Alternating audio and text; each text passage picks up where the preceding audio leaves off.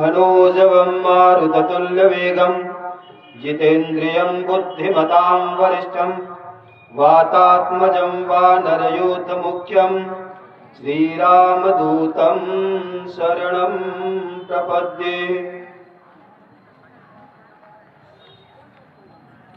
श्रीमच्छङ्करशेषवल्लभमधोच्छिष्टो महामोक्षदो निम्बार्काभिनवादिशास्त्रनिपुणैर्नाराधितः सर्वदा रामानन्दसिताङ्गभक्तप्रवरयो लोकसञ्चारितो वेदान्तागमशास्त्रवाडवपतिः संरक्षको निग्रह श्रीमच्छैव दिवाकराच्युतपदे वैनायके श्रीकुले श्रोतस्मार्तपुराणकौलभवने वर्णाश्रमे वर्णितम् आचार्यादिमहाजनाचरणसन्देशे सदालोकितम् तत्सद्धर्मप्रसारणे ग्रगतिमान् श्रीसद्गुरोर्निग्रह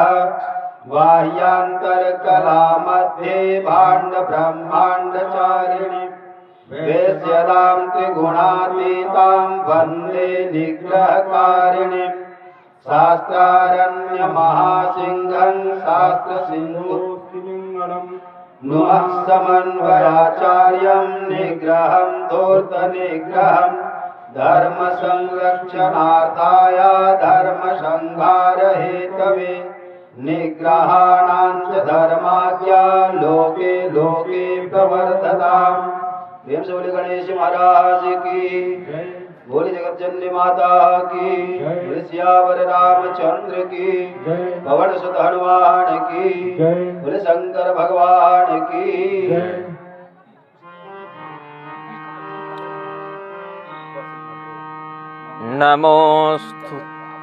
नमोस्तु ते व्यास विशाल बुद्धे फुल्लारविन्दायतपत्र नेत्र येन त्वया भारत तैलपूर्ण प्रज्वालितो ज्ञानमयः प्रदीपः नीलाम्बुजश्यामलकोमलाङ्गं सीतासमारोपितवामभागं पाणो महासायकचारुचापं नमामि रामं रघुवंशनाथं मनोजवं मारुततुल्यवेगं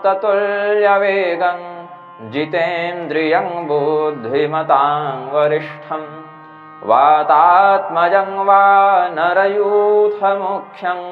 श्रीरामदूतं शरणं प्रपद्ये। मन्दारमालाकुलितालकायै कपालमालाङ्कितशेखराय दिव्याम्बरायै च दिगम्बराय नमः शिवायै च नमः शिवाय।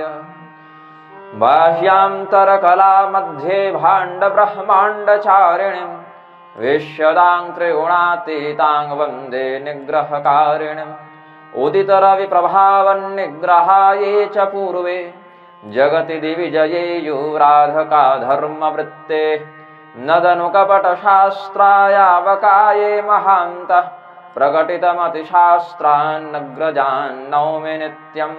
प्रेम से बोलिए आनंद कंद भगवान की। भगवान नाम संकीर्तन कर लें। श्री राम जय जय राम, श्री राम जय जय राम, श्री राम जय जय राम, श्री राम जय जय विघ्नहरण हनुमान, जय जय विघ्नहरण हनुमान, जय जय विघ्नहरण हनुमान, जय जय विघ्नहरण हनुमान। श्री राम जय राम जय जय राम श्री राम जय राम जय जय राम। कौशल्या के प्यारे राम, कौशल्या के प्यारे राम, दशरथ राज दुलारे राम, दशरथ राज दुलारे राम, सीता प्राणय धारे राम, सीता प्राणय धारे राम। श्री राम जय राम जय जय राम श्री राम जय राम जय जय राम, श्री राम जय राम जय जय राम श्री राम जय राम जय जय राम। प्रेम से बोलिए आनंद कंद भगवान की। पूर्व दिवस के कथा वृत्तांत में हमने भगवान शिव एवं भगवती पार्वती के विवाह का वर्णन किया। भगवती पार्वती ने पुनः इस जन्म में भी भगवान महादेव से वही प्रश्न किया जो उन्होंने पूर्व जन्म में किया था। जो परब्रह्म निर्गुण निर्मल निर्विकार निर्लेप अव्यक्त है, उसे मनुष्य शरीर को धारण करने की आवश्यकता क्यों पड़ी और मनुष्य शरीर को धारण करके उन्होंने नानाविध कर्मों में अपनी सक्रियता का प्रदर्शन क्यों किया। पूर्व जन्म में जब यह प्रश्न किया था भगवती ने, तो उनके चित्त में संदेह और अश्रद्धा दोनों थी। इसीलिए भगवान शिव के बताने पर भी उन्हें वह ज्ञान प्रबुद्ध नहीं कर सका। प्रश्न वही है इस बार भी, किंतु अब अश्रद्धा का स्थान नहीं है, श्रद्धा का स्थान है। और श्रद्धावान लभते ज्ञानम, जो व्यक्ति श्रद्धा युक्त हृदय वाला है उसे ज्ञान की प्राप्ति हो जाती है। तो भगवत तत्व विषयक जो प्रश्न भगवती पार्वती ने किया है भगवान महादेव से, उसके उत्तर में जब जब हो धर्म के हानि, जो हमने कल वर्णन किया, असुर मारि थापहि सुरन राखहि निज श्रुति सेतु, जग विस्तार ही विशद जस राम जन्म कर हेतु। धर्म की हानि और अधर्म की वृद्धि होने पर अपने भक्तजनों को उस कष्ट से मुक्त करने के लिए, असुरों के संहार के लिए, धर्म की मर्यादा को पुनः स्थापित करने के लिए भगवान का अवतार होता है। भगवान महादेव ने बताया कि अलग अलग कल्पों में अलग अलग कारणों को माध्यम बनाते हुए भगवान अवतरित होते हैं। एक बार की बात है, देवर्षि नारद का शाप भी इसमें निमित्त बन गया। तो भगवती पार्वती ने यह सुनकर जिज्ञासा व्यक्त की, देवर्षि नारद तो बड़े भक्त हैं, परम ज्ञानी हैं, उनके चित्त में सत्वगुण का, धैर्य का, भक्ति का, ज्ञान का बाहुल्य है। उनके चित्त में क्रोध आना तो बड़ी आश्चर्यजनक घटना घटित हुई, और क्रोध आ भी गया तो का अपराध रमापति कीन्हा, भगवान ने ऐसा कौन सा अपराध किया कि भगवान पर ही भक्त को क्रोध आ गया। ये तो विपरीत बात हो गई ना।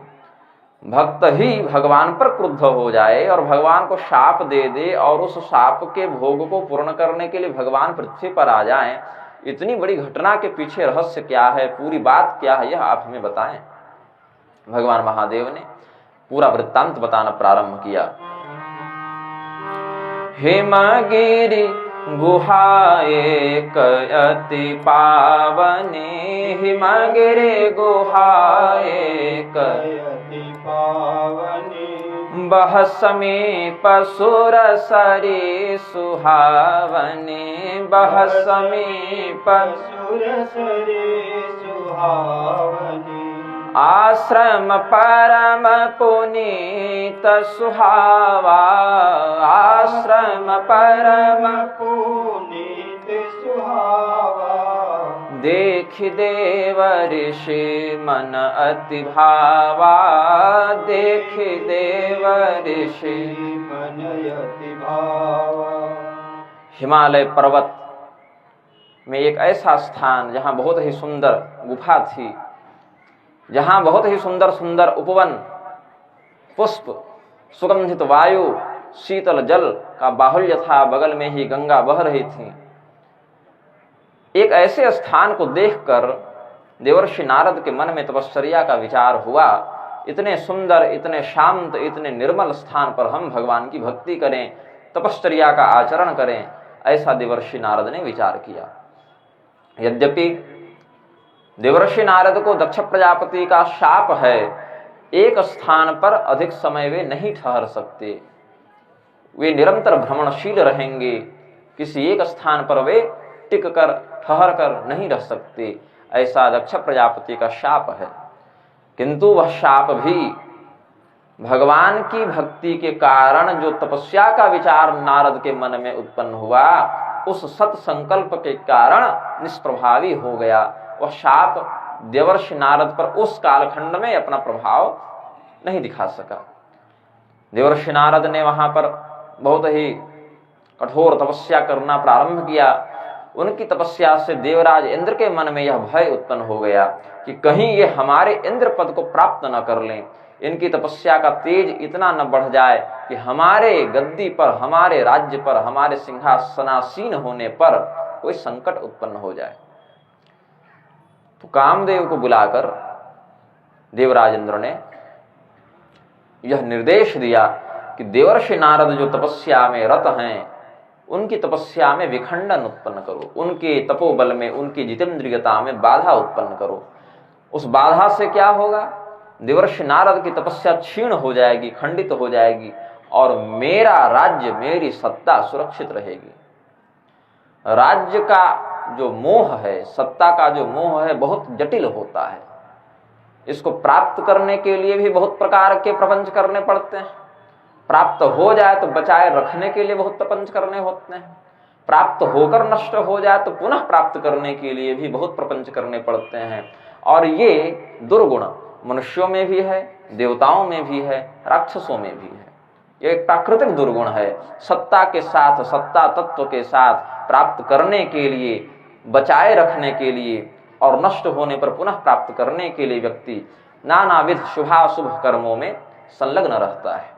देवर्षि नारद की तपस्या से भयभीत होकर देवराज इंद्र ने उनकी तपस्या को भंग करने का जब विचार किया, कामदेव ने देवर्षि नारद के तपस्या को भंग करने के लिए अपने समस्त काम तेजक सैन्य बल के साथ, वसंत ऋतु के साथ, सुगंध के साथ, मनोहर वायु के साथ, अप्सराओं के साथ गीत, नृत्य, संगीत इत्यादि का प्रबंध करके देवर्षि नारद के पास प्रयाण किया और अपना संपूर्ण प्रभाव दिखाने का प्रयास करने लगा। किंतु भगवान की भक्ति में देवर्षि नारद का चित्त इतना एकाग्र था, इतनी निष्ठा थी उनके हृदय में भगवत भक्ति की, कामदेव अपनी संपूर्ण शक्ति का प्रदर्शन करने के बाद भी देवर्षि नारद के चित्त में क्षोभ उत्पन्न नहीं कर सका। तो जब कामदेव को यह बोध हुआ कि हमने जिनसे विरोध किया है वे बहुत ही अधिक जितेंद्रिय हैं, मेरा प्रभाव इन पर नहीं पड़ सकता, तो मेरी रक्षा करें, मुझ पर क्रोध न करें, मुझे दंडित न करें, मुझे अपना सेवक जाने, मैं आपके शरण में आया हूं। इस प्रकार से आर्त भाव के शब्दों का प्रदर्शन करता हुआ कामदेव देवर्षि नारद के चरणों में गिर पड़ा। सहित सहाय सभीत अति मानिहारि मन में, गह सिजाए मुनि चरण तब कहि सुठियार तबैन। देवर्षि नारद को जब कामदेव ने चरणों में स्पर्श किया, देवर्षि नारद अपने नेत्र खोले। बोले, तुम कौन हो, क्या चाहते हो? बोले, महाराज मैं कामदेव हूं। बोले, कामदेव हो तो मुझसे क्या चाहते हो? बोले, क्षमा चाहता हूं। किस अपराध की क्षमा चाहते हो? आपकी तपस्या में हमने जो विघ्न उत्पन्न किया उसके लिए क्षमा चाहते हैं। बोले, कोई विघ्न उत्पन्न हुआ ही नहीं, क्योंकि तुम्हारा कोई प्रभाव पड़ा ही नहीं। बारिश तो हुई लेकिन हम घर के अंदर थे, तो हमें बारिश से भीगना नहीं पड़ा।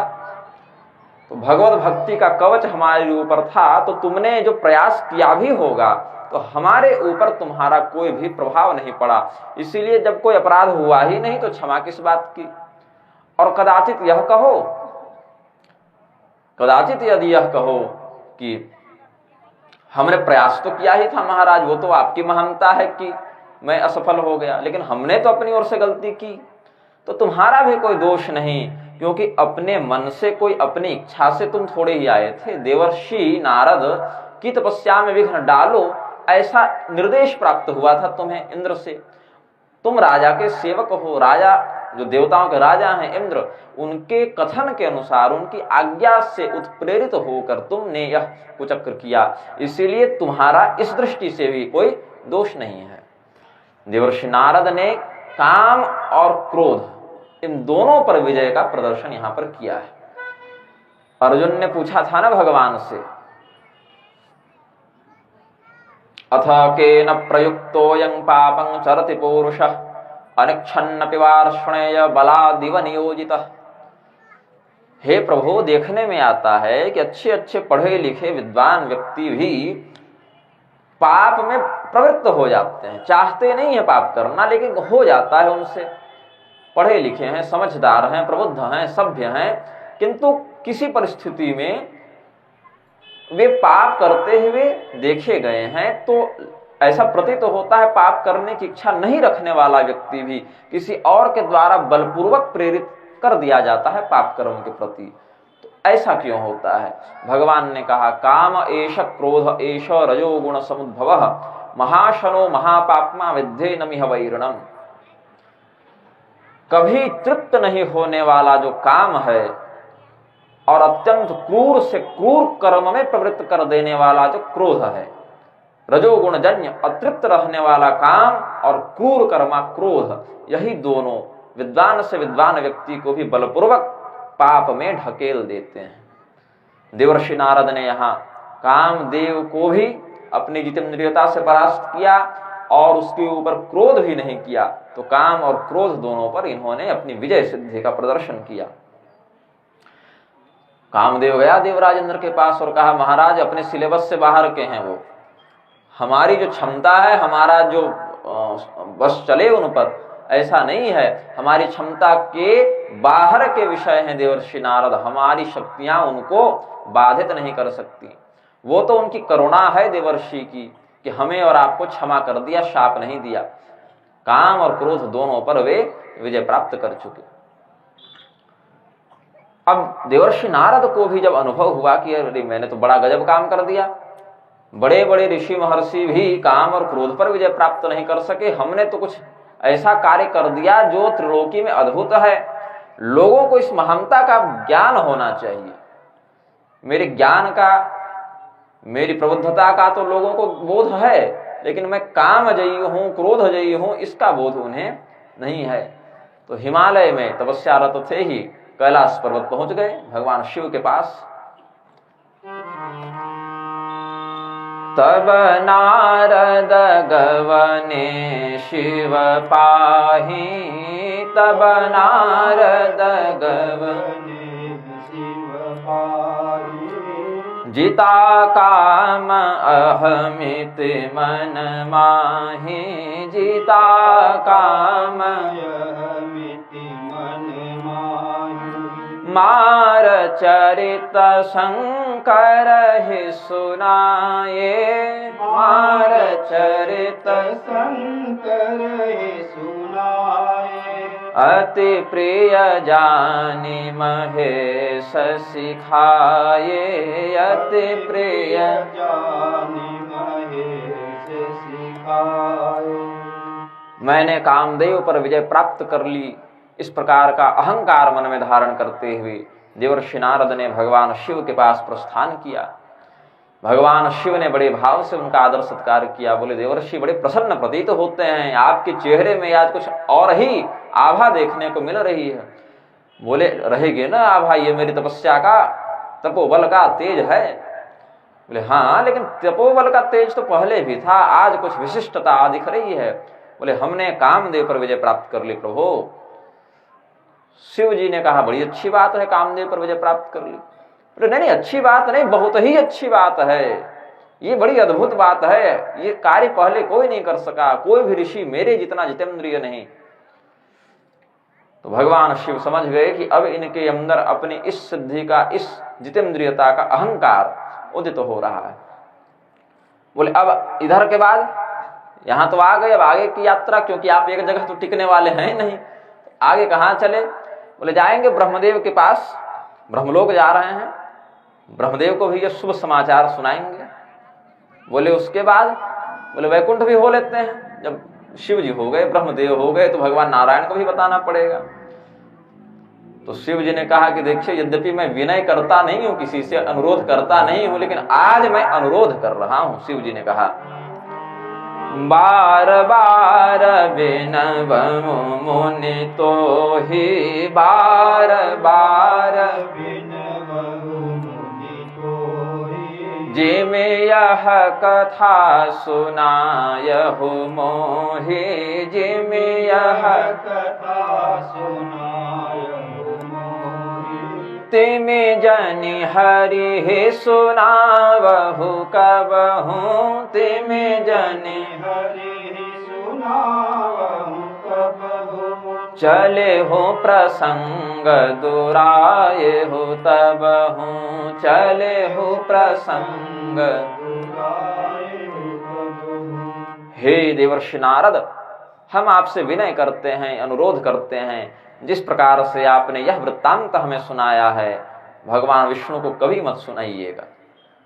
यदि कोई ऐसी चर्चा चल भी जाए कि जितेंद्रिय कौन है, कामदेव का जो मर्दन कर सके, जो निग्रह कर सके, ऐसा जितेंद्रिय कौन है, कोई ऐसा प्रसंग भी अगर भगवान उठाएं अपनी ओर से, तो चुप रह जाइएगा, ये बखान मत कीजिएगा। वहां देवर्षि नारद को यह बात अच्छी नहीं लगी। उन्हें लगा शिव जी को मुझसे ईर्ष्या हो रही है लगता है।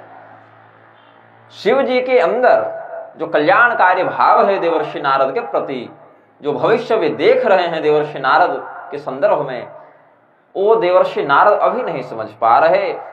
तो थोड़े से अनमने होकर, इतने उत्साह से हम इनके पास आए और कहते हैं किसी को बताइएगा मत, इधर उधर कह भी दिया एक दो को तो अधिक समस्या नहीं, नारायण को मत कहिएगा, वे सामने से चर्चा भी निकाल दे तो भी इस विषय में आप उनसे बात मत कीजिएगा। तो देवर्षि नारद बोले ब्रह्मदेव के पास नहीं जाते, पहले वैकुंठ ही हो लेते हैं। ऐसी कौन सी बात है भाई कि हमें भगवान को बताने से मना कर दिए? तो नारायण नारायण नारायण इस प्रकार से भगवान का संस्मरण करते हुए पहुंच गए वैकुंठ। भगवान अत्यंत दिव्य शेषनाग की सैया पर क्षीर समुद्र में विश्राम कर रहे हैं। देवर्षि नारद को आया हुआ देखकर बड़े स्नेह से, बड़े प्रेम से उन्होंने स्वागत किया। उन्होंने भी वही प्रश्न किया, देवर्षि आज बड़े प्रसन्न प्रतीत हो रहे हैं, बड़ी आभा है आपके मुखमंडल में, क्या बात है? तो देवर्षि नारद ने काम चरित नारद सब भाखे, जो भी कामदेव से संबंधित उनके साथ घटनाएं घटित हुई थी, उन सभी घटनाओं को भगवान के सामने नारद मुनि ने बड़े अहंकार पूर्वक आत्म प्रशंसा की शैली में वर्णन किया। भगवान इस आत्म प्रशंसा को सुनकर बहुत ही शांत चित्त से, थोड़े अनमने भाव से कहा, देवर्षि नारद आपकी तपस्या तो इतनी विलक्षण है, आपका प्रभाव इतना विलक्षण है कि एक क्या सैकड़ों कामदेव आ जाएं वो भी आपका कुछ नहीं बिगाड़ सकते। ये तो आपकी महिमा है, आपके ज्ञान का, आपके वैराग्य का, आपकी भक्ति का यह प्रताप है। कामदेव कभी आपको बाधा नहीं पहुंचा सकता। आपका नाम स्मरण करने मात्र से कामदेव शमित हो जाता है। तुम्हें कि करई मनोभव पीरा, कामदेव कभी आपको भी कष्ट दे सकता है भला? आप तो हैं ही इतने बड़े संत। देवर्षि नारद बोले ये सही देवता है। पिछली बार गए कैलाश पर्वत गए, भगवान महादेव बोले कि किसी को मत बताना, ये कह रहे हैं कि ये तो आपकी महिमा है, ये सही वाले व्यक्ति लगे मुझे। इसीलिए हर बात हर को बतानी नहीं चाहिए। मुझे वहीं नहीं जाना था, मुझे पहले यहीं आ जाना था। लेकिन भगवान शिव ने जो औषधि दी थी वो भले कड़वी लगती थी लेकिन कल्याण करती थी। भगवान नारायण ने अभी मीठी गोली दी है, ये पहले इस रोग को बढ़ाएगी और बाद में इस रोग को ठीक करेगी। होम्योपैथ की कुछ दवाएं पहले रोग के लक्षण को बढ़ाती हैं और बाद में फिर उस रोग का समूल विनाश करती हैं। तो भगवान नारायण ने सामने सामने से देवर्षि नारद के मुख पर तो बड़ी प्रशंसा की, और देवर्षि नारद के हृदय में जो अहंकार का बीज उदित हो रहा था उसके संदर्भ में भगवान ने विचार किया। करुणा निधि मन दीख विचारी उर अंकुरे वो गर्भ तरु भारी करुणा निधि मन दीख विचारे उर अंकुरे वो गजब तरु भारी बेगी सोमय डारी हव बुखारी बेगी सोमय डारे हवो खारे पन हमार सेवक हितकारी पन हमार सेवक हितकारी। भगवान ने कहा कि यह जो गर्व रूपी वृक्ष गर्भ तरु भारी यह गर्भ रूपी वृक्ष जो अत्यंत विशाल होने वाला है अभी अंकुर के रूप में इनके हृदय में उदित हो रहा है। अब अंकुर के रूप में है तो इसको नष्ट करना बड़ा सरल है, सुविधाजनक है। रोग छोटा हो तो सरलता से चिकित्सा हो जाती है। चिकित्सक को भी अधिक परिश्रम नहीं, रोगी को भी अधिक कष्ट नहीं। लेकिन वही रोग जब दृढ़ हो जाए, वही शत्रु जब प्रबल हो जाए, वही अंकुर जब वृक्ष बन जाए तो उसके संहार में बड़ी समस्या होती है, बहुत व्यवस्था बनानी पड़ती है। और भगवान की क्या प्रतिज्ञा है? पन हमार सेवक हितकारी, हमारी प्रतिज्ञा है कि हम अपने सेवक का हित करेंगे। सुखकारी दुखहारी ये सब नहीं कहा, मैं सेवक को सुख दूंगा या दुख हरण करूंगा यह नहीं कहा, हितकारी हित करूंगा। अब उसका हित फूल की माला पहना देने से हो जाता है तो भगवान फूल की माला पहना दें, और थप्पड़ मार देने से हो जाता है तो थप्पड़ मार दें, और यदि ऑपरेशन करने से उसकी बीमारी ठीक होती है तो ऑपरेशन कर दें, कोई गोली देने से ठीक हो जाती है तो गोली दे दें। हित होना चाहिए हमारे भक्त का। सुदर्शन चक्र से मस्तक को छेदन करके शिशुपाल का हित कर दिया, और सुदामा जी को षडेश्वरी प्रदान करके उनका हित कर दिया, अर्जुन को गीता जी का ज्ञान देकर उनका हित कर दिया, उद्धव जी को गोपियों के माध्यम से भक्ति का मर्म बतलाकर हित कर दिया। तो जिसका हित जिस माध्यम से हो सकता है भगवान वह कर देते हैं, चाहे वह मार्ग प्रारंभ में सुखकारी प्रतीत हो या दुखकारी प्रतीत हो। भगवान के द्वारा यदि वह मार्ग प्रवर्तित है तो उसका परिणाम हित में ही पूर्ण होगा। देवर्षि नारद के चित्त में अहंकार का बीज उदित हुआ देख भगवान ने विचार किया कि हम इस अंकुर रूपी वृक्ष को अभी ही नष्ट कर देंगे, अभी यह वृक्ष अंकुर रूप में है, अभी समाप्त कर देंगे। उसके लिए भगवान ने अपनी विश्व मोहिनी माया का प्रवर्तन किया। काम और क्रोध पर हमने विजय प्राप्त कर ली है, ऐसा अभिमान देवर्षि नारद के अंदर है। इन्हीं काम और क्रोध के वशीभूत करवा देना है नारद को।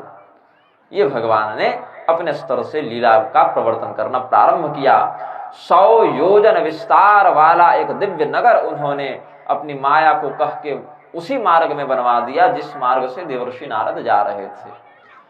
देवर्षि नारद ने उस नगर को देखा, बोले ये कौन सा क्षेत्र है भाई, मैं तो त्रिलोकी में भ्रमण करता रहता हूं, ब्रह्मलोक से पाताल पर्यंत मेरी अप्रतिहता गति है, कोई मुझे रोक टोक नहीं सकता, इच्छा अनुसार भ्रमण करता हूं, किंतु इस क्षेत्र में हम इससे पहले नहीं आए। ये कोई बड़ा ही अद्भुत नगर जान पड़ता है, इसका भी हम थोड़ा विहारानंद प्राप्त करें, यहां भी थोड़ा घूम फिर लें। देवर्षि नारद उस नगर में प्रवेश किए, उस मायामय नगर में प्रवेश किए। भगवती लक्ष्मी की माया से वह नगर निर्मित था। वहां भगवती लक्ष्मी की ही एक अंशभूता कन्या जो राजकुमारी थी विश्व मोहिनी, उसका भगवान नारायण ने लक्ष्मी जी के अंश से प्रवर्तन कर दिया। शील निधि नाम के एक राजा का भगवान ने वहां पर सृजन कर दिया और ऐसा माहौल बनाया उस नगर में जैसे वह राजा अपनी पुत्री का विवाह करने के लिए अब उद्यत हों, अपनी कन्या के लिए योग्य वर की खोज कर रहे हों राजा। इस प्रकार से लोगों के मन में मानसिकता का प्रभाव हो गया। जब देवर्षि नारद उस नगर में गए, उस नगर के राजा के पास गए, राजा ने उनका स्वागत किया और अपनी कन्या को सामने ले आए। कहते हैं कि आप इस कन्या का जो भविष्य है वह हमें बताएं। हिमालय भी अपनी पुत्री पार्वती को लेकर ऐसे ही गए थे, तो हिमालय की पुत्री पार्वती के हस्तरेखा में जो देवर्षि नारद को दिखा उन्होंने बता दिया। इस बार भी उन्होंने हस्तरेखा देखना प्रारंभ किया, लेकिन यहाँ क्या बात हो गई,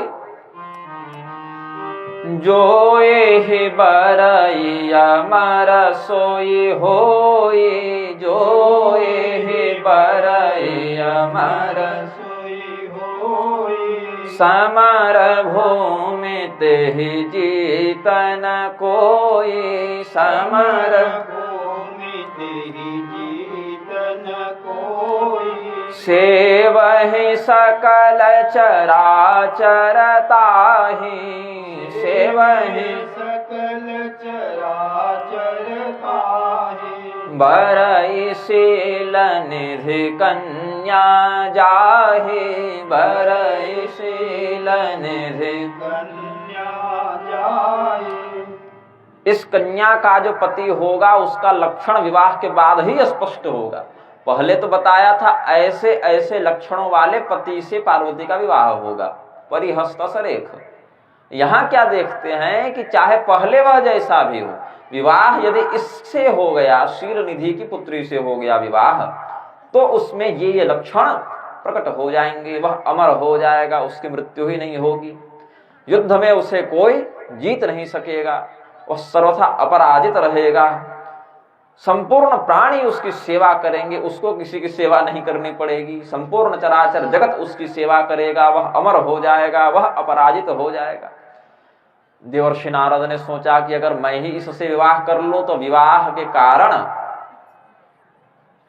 भवानी तत्पाणि ग्रहण परिपाटी फलमिदम, शंकराचार्य जी कही हैं, विवाह की बड़ी महिमा बताई।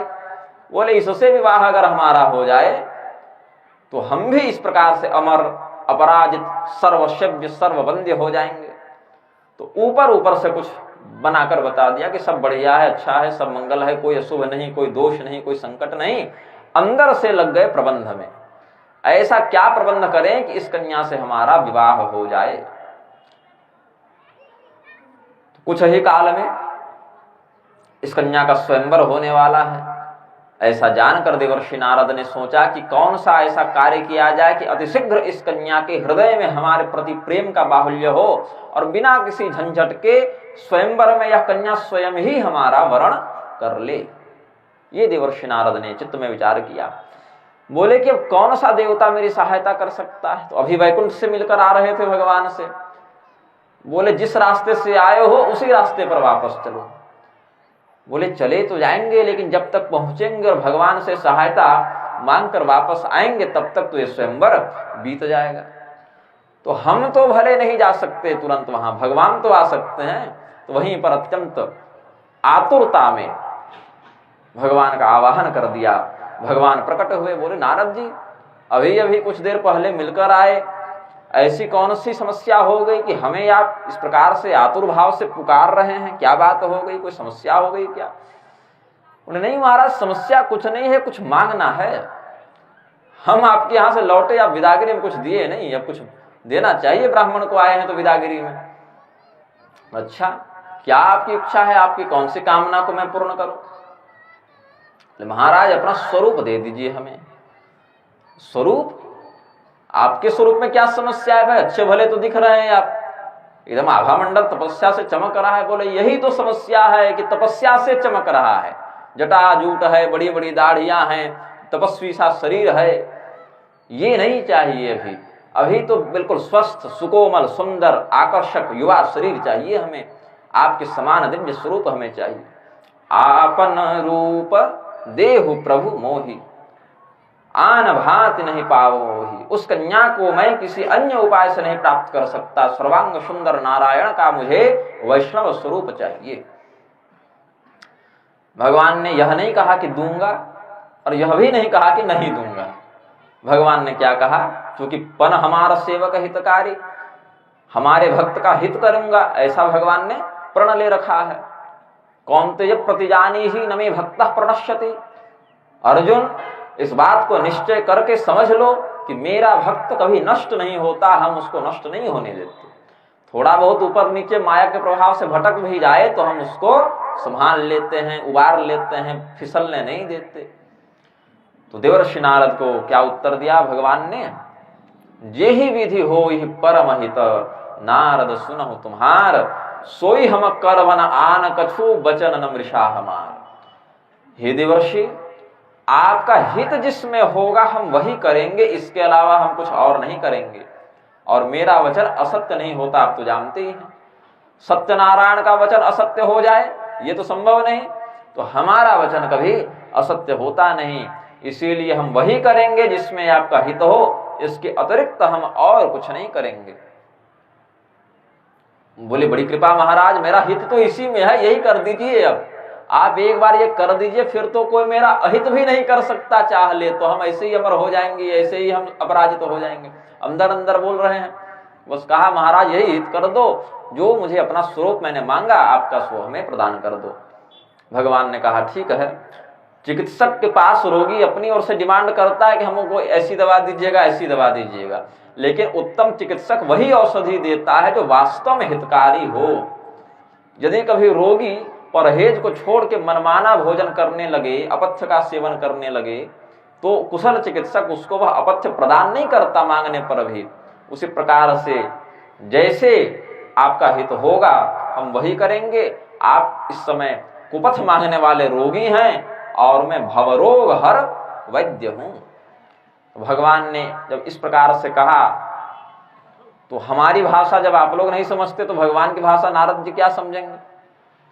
जैसे हमारी बात आप लोग के ऊपर ऊपर से गुजर जाती सिद्धांत वाली बातें, तो भगवान की बात भी देवर्षि नारद के माथे के ऊपर ऊपर से गुजर गई। बोले महाराज बोले तो बहुत बढ़िया, लेकिन क्या बोले समझ में नहीं आया।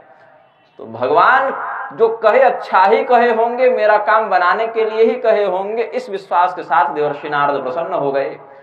माया विवश भय मुनि मूढ़ा।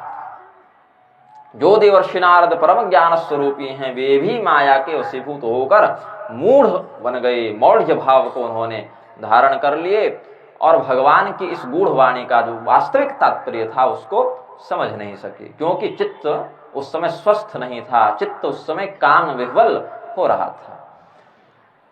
भगवान तथास्तु कहे अंतर्ध्यान हो गए।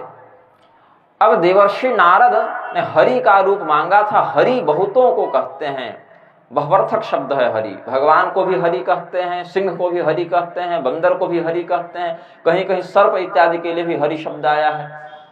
तो हरि का स्वरूप मुझे मिले यह कामना तो उन्होंने की, लेकिन इसमें हरि का अर्थ क्या था ये स्पष्ट नहीं किया भगवान के सामने। तो भगवान ने कहा कि हरि का अर्थ तो बंदर भी होता है, वही वाला इधर लगा दो, प्लास्टिक सर्जरी इनकी करो यौगिक माध्यम से। भगवान तथास्तु कहे, इनको विश्वास हो गया कि अपना ही दिए होंगे। अब उस रूप में भी क्या विचित्रता थी कि देवर्षि नारद को अपना स्वरूप तो भगवान विष्णु के समान जान पड़ रहा है, अपने लिए हरि का स्वरूप मांगा उन्होंने तो उनके लिए हरि नारायण का भाव धारण करने वाले थे। हरि शब्द का अर्थ उन्होंने नारायण लगाया तो अपना स्वरूप उन्हें नारायण के समान लगने लगा। अब चेहरा तो नहीं दिख रहा था, लेकिन बाकी जहां तक देख रहे थे बोले बड़ा सुंदर शरीर बन गया हमारा। भगवान ने हरि का अर्थ लगाया बंदर, तो उन्होंने अपनी ओर से हरि का अर्थ लगाकर अपने अनुसार रूप दे दिया, तो राजकुमारी के लिए वह स्वरूप बंदर के समान प्रतीत होने लगा। देवर्षि नारद जाकर स्वयंवर में बैठ गए। वह राजकन्या उधर से हाथों में जयमाल धारण करके आई। सभी राजाओं को देखते हुए, उनके गुणों का श्रवण करते हुए सखियां मंत्रीगण बता रहे थे ये अमुक देश के राजा हैं, इनमें यह पराक्रम है, यह कौशल है, यह विद्या है, यह सद्गुण है।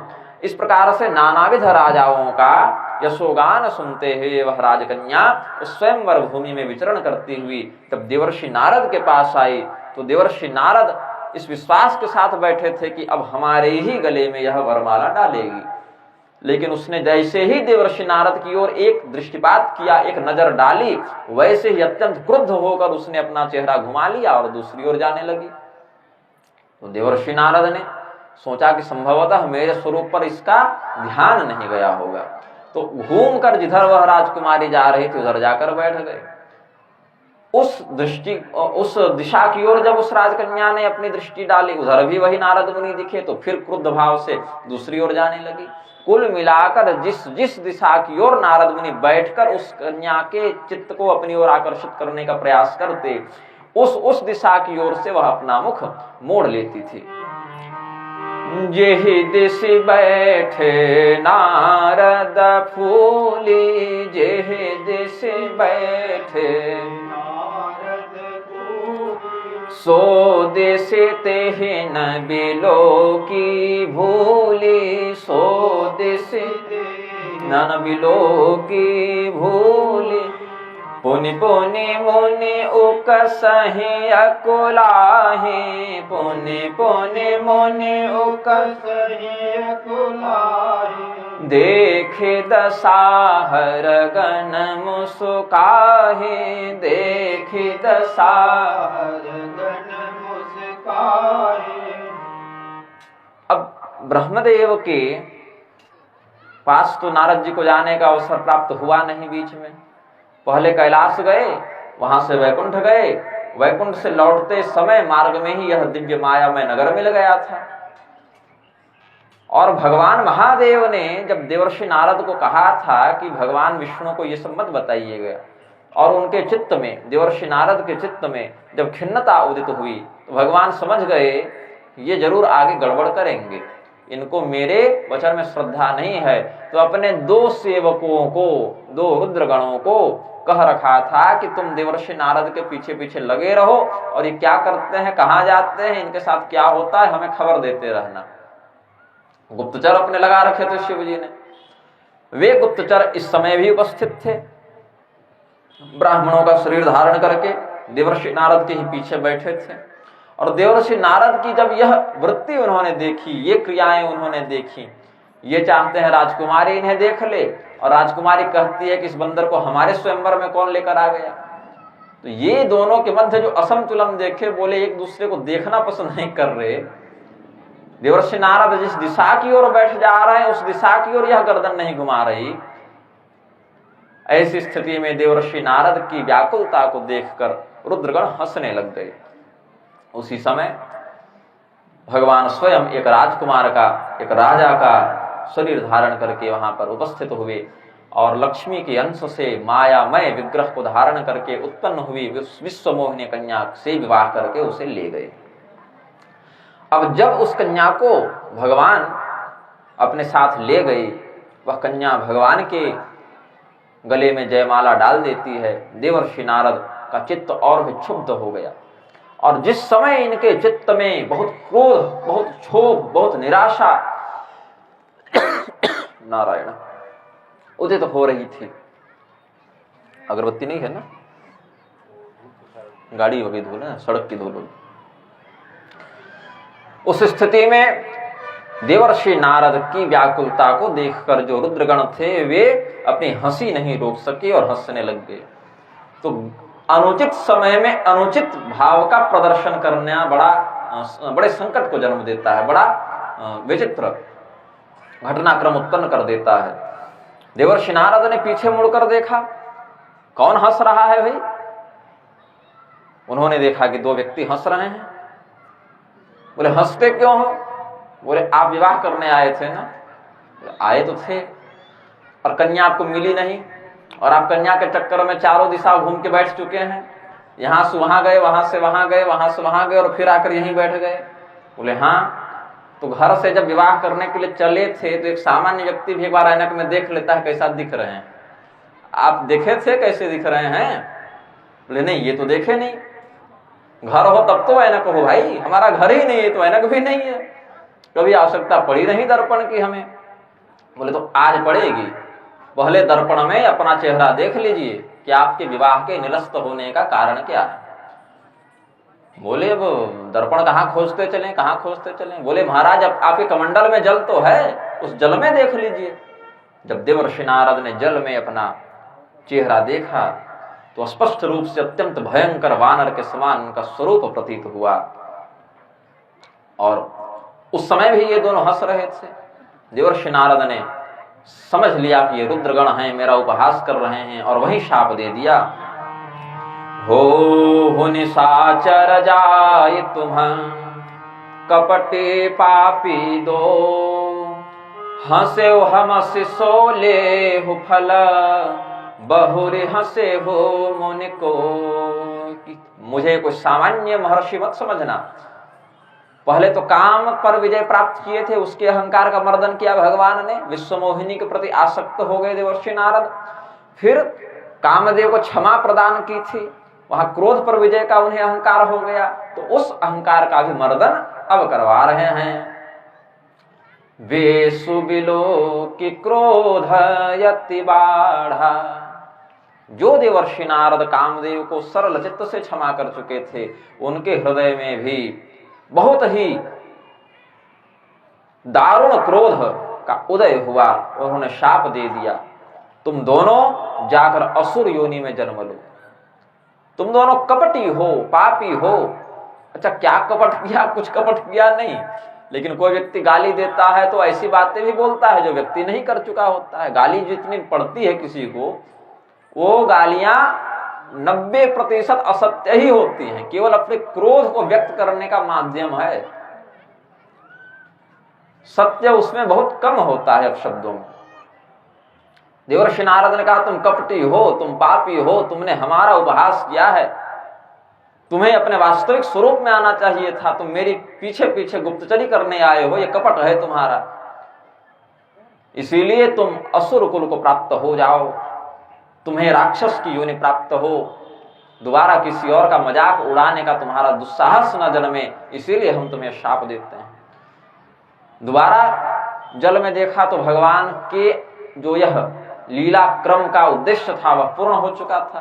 काम पर विजय और क्रोध पर विजय का जो अहंकार था उसका भगवान ने मर्दन कर दिया था। काम भी छूट गया इधर और क्रोध तो कर ही चुके। तो पुनः जब जल में अपना चेहरा देखा तो जो इनका प्राकृतिक स्वरूप था, वास्तविक चेहरा था, वास्तविक स्वरूप था, वह प्रदर्शित हुआ।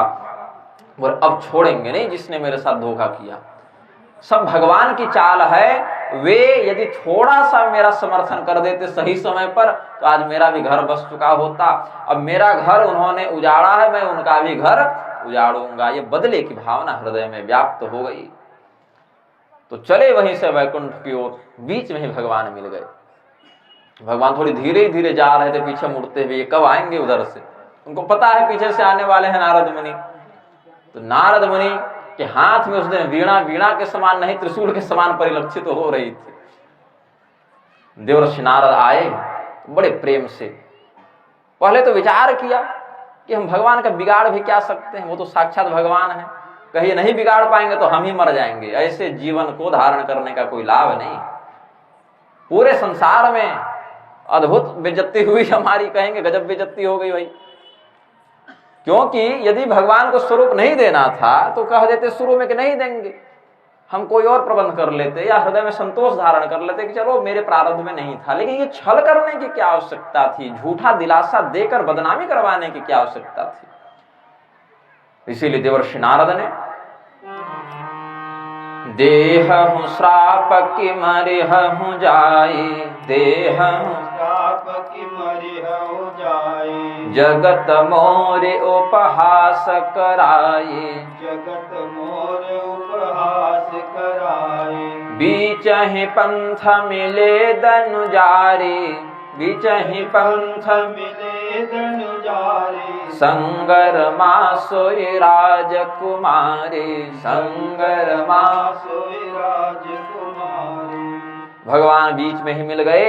एक और लक्ष्मी जी हैं, एक और वही विश्व मोहिनी राजकुमारी है जो 10 मिनट पहले हमारी हो सकती थी, आज किसी और की है। यह देखकर देवर्षि नारद के चित्त में अत्यंत क्रोध का उदय हुआ। अभी भी कुछ बोले नहीं देवर्षि नारद, बस क्रोध पूर्ण दृष्टि से देख रहे हैं। भगवान बड़े प्रेम से मुस्कुराकर बोले, देवर्षि नारद फिर देखिए आज कितना अद्भुत संयोग है, तीसरी बार आपसे मिल रहे हैं। आज पता नहीं मेरा क्या सौभाग्य हुआ, आप जैसे संत का बड़ा बार बार दर्शन हो रहा है। लेकिन तीनों बार अलग अलग भाव हमने देखे आपके हृदय में। सुबह मिले थे तो आपके चित्त में बड़ी प्रसन्नता थी, और दोपहर को मिले तो आपके चित्त में बड़ी व्याकुलता थी, और अभी देखते हैं तो बड़े क्रोधित प्रतीत होते हैं। क्या कारण है? किसने आपका अपराध कर दिया? आपसे विरोध करने का दुस्साहस कौन कर सकता है भला? तो देवर्षि नारद कहे, जानते सब हैं, जानबूझ के छेड़ रहे हैं मुझे। उन्होंने कहा, पर संपदा सकहु नहीं देखी, पर संपदा सकहु नहीं देखी, तुम्हारे ईर्षा कपट विसेखी, तुम्हारे ईर्षा कपट विसेखी। मथत सिंधु रुद्र ही बौरायहु, मथत सिंधु सुरन प्रेरि विषपान करायहु, सुरन प्रेरि विषपान करायहु। भगवान को शाप देते हुए, कटु वचन बोलते हुए देवर्षि नारद ने कहा, तुम्हारे ईर्ष्या कपट विषेखी, इस संसार में सबसे अधिक ईर्ष्या और कपट तो तुम्हारे ही अंदर है। अच्छा, जो व्यक्ति कामातुर क्रोधातुर होता है ना, उसको अपना दोष छोड़कर सबका दोष दिखते रहता है। तो पहले देवर्षि ने कहा, कपटी पापी दो, तुम लोग दोनों रुद्रगण कपटी हो, पापी हो। और जो भगवान कहते हैं मोहि कपट छल छिद्र न भावा, उन्हीं भगवान को कह रहे हैं देवर्षि नारद की, तुम्हारे ईर्ष्या कपट विषेखी। हृदय में ईर्ष्या कपट धारण करने वाले व्यक्ति को भगवान प्रेम नहीं करते, उनको भगवान अपना प्रिय नहीं समझते। ईर्ष्या युक्त कपट युक्त चित्त वाला व्यक्ति भगवान का प्रिय नहीं होता। और ऐसे भगवान को देवर्षि नारद कह रहे हैं, तुम्हारे ईर्ष्या कपट विषेखी। क्यों? माया बस न रहा मन बोधा, माया के वशीभूत होकर उनका चित्त भ्रमित हो रहा था, उनकी ज्ञान बुद्धि ढक गई थी। यथोल वेणामृतो गर्भस्तथा तेनेदमामृतम, जैसे राख से अग्नि ढकी रहती है, धूल से ऐनक दर्पण ढक जाता है, जेर से गर्भ ढका रहता है, उसी प्रकार से मोह अज्ञान के माध्यम से ज्ञान ढक जाता है। तो देवर्षि नारद में ज्ञान अभी भी है, लेकिन जैसे किसी दर्पण में धूल जम जाए तो वह दर्पण प्रतिबिंब को अच्छे से दिखा नहीं सकता, उस धूल को साफ करते हैं तब हमारा चेहरा स्पष्ट दिखता है। ऐसे ही देवर्षि नारद के ऊपर काम क्रोधादि की जो धूल है वह उनके ज्ञान रूपी दर्पण को स्वच्छता प्रदान करने में बाधा उत्पन्न कर रही है। बोले, हमने क्या छल कपट कर दिया भाई, आप हम पर क्यों भड़क रहे हैं? कहा, समुद्र मंथन की घटना याद है आपको? बोले, हाँ हाँ याद है। उसमें जो सबसे पहले कालकूट विष निकला वो आपने शिव जी को प्रदान कर दिया, और अमृत निकला तो पूछने भी नहीं गए। यही छल है, यही कपट है आपका। बोले, तो शिव जी तो कभी शिकायत करने नहीं आए भाई। अगर ये छल है, कपट है, तो शिव जी को कभी तो शिकायत करनी चाहिए। शिव जी छोड़ो, किसी ने कभी कोई शिकायत नहीं की, आप क्यों कर रहे हैं? बोले, डरते हैं सब तुमसे, इसीलिए किसी ने शिकायत नहीं की। लेकिन आज तुमने गलत नंबर पर फोन कर दिया है, आज रॉन्ग नंबर लग गया है तुम्हारा। लोग डरते हैं तुमसे, परम स्वतंत्र न सिर पर कोई, तुम्हारे ऊपर किसी का शासन चलता नहीं, इसीलिए कोई तुम्हें टोकता नहीं। और यही कारण है, भावई मन है करहु तुम सोई, तुम्हारे मन में जो उचित लगे वो कर देते हो, चाहे किसी की जिंदगी बिगड़ जाए, किसी का घर उजड़ जाए। राक्षसों ने कितना परिश्रम किया था समुद्र मंथन में, सबको एक एक बोतल पकड़ाकर भगवान भेज दिए शाम को। और क्या कहा, भगवान शिव तुम्हारे प्रतिद्वंदी हो सकते थे, उनको पहले ही जहर पिला दिया। और अपने क्या क्या लिए हो, ये लक्ष्मी समुद्र मंथन से मिली है ना, हाँ, और गले में कौस्तुभ मणि ये समुद्र मंथन से निकला है ना, ये भी तो लक्ष्मी और मणि जब निकले तो स्वयं ग्रहण कर लिया, और शराब और विष निकले तो शिव जी और राक्षसों को दे दिया। इसीलिए बहुत पहले हम लोगों को समझ जाना चाहिए था कि तुम्हारी वृत्ति बड़ी स्वार्थपूर्ण है, अपना लाभ देखते हो, दूसरे के लाभ पर तुम्हारा चित्त नहीं जाता। तुम्हारा व्यवहार तो प्रारंभ से कपट का ही है। भगवान को इस प्रकार से कहकर उलाहना देते हुए, कटु वचन बोलते हुए देवर्षि नारद ने कहा, कर्म शुभा शुभ तुम ही न बाधा। ईश्वर है ना भगवान नारायण, क्लेश कर्म विपाका शरीर परामृष्ट पुरुष विशेष ईश्वर। अविद्या अस्मिता राग द्वेष अभिनिवेश, इन 5 क्लेशों से परे हैं। पाप पुण्य मिश्रित, पाप पुण्य रहित, क्रियमाण संचित प्रारब्ध सकाम एवं निष्काम, ये 9 प्रकार के कर्म से भी भगवान परे हैं। तो कर्म प्रारब्ध में आप बंधे नहीं, कर्म शुभा शुभ तुम्हें न बाधा, अच्छे बुरे कर्म का कोई प्रभाव पड़ता नहीं, कर्म प्रारब्ध को भोगने के लिए तुम बाध्य नहीं। इसीलिए अभी तक जो मनमानी करनी थी तुमने कर दिया, अब लगे तुम ही न काहू साधा, अब तक तुमको किसी ने अनुशासित नहीं किया, अब हम करेंगे। भगवान लक्ष्मी जी की ओर देखे, बोले देखो अभी हमको अनुशासित करने जा रहे हैं, सुन लेना, और आगे आने वाली लीला में वैसे वैसे करना है तुमको। भगवान कह ध्यान से सुनना क्या क्या साथ मिलने वाला, इतना करना पड़ता है तब बैठे हैं हम इस गद्दी पर। सबका कल्याण करो, सबका हित करो, लेकिन गाली सब देते हैं। चिकित्सक चाहे कितना भी प्रयास करे, अपनी ओर से कोई कमी ना करे। लेकिन मरीज की मृत्यु आए तो मर जाता है। अब चिकित्सक मृत्यु से तो नहीं डर सकता, अपनी ओर से प्रयास कर सकता है अपने ज्ञान के अनुसार, अपने विवेक के अनुसार कि चिकित्सक का कार्य है रोगी को बचाना, तो प्रयास कर सकता है। यदि कदाचित असफल हो गया तो उसमें उसका कोई दोष नहीं।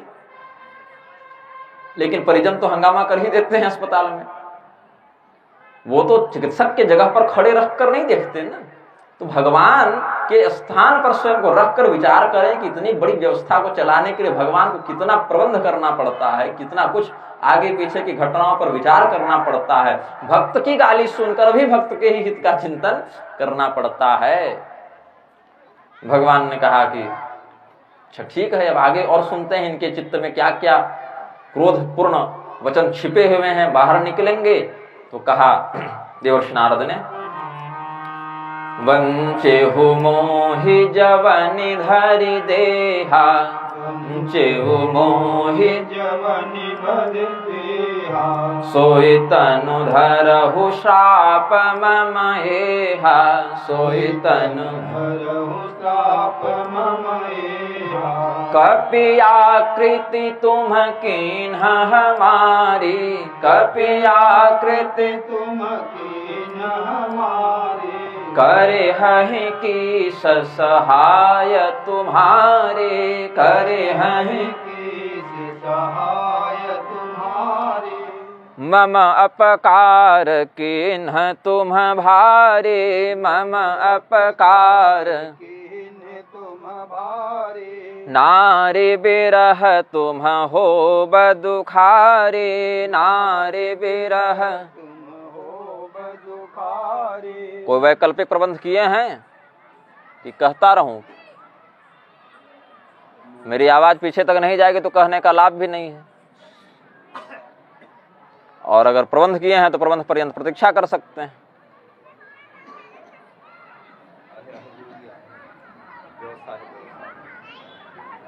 मुख्य साहब के समय बिजली कट गई, भगवान बोले कि बहुत बार सुनाए हो। वैकल्पिक प्रबंध है, चलिए ठीक है।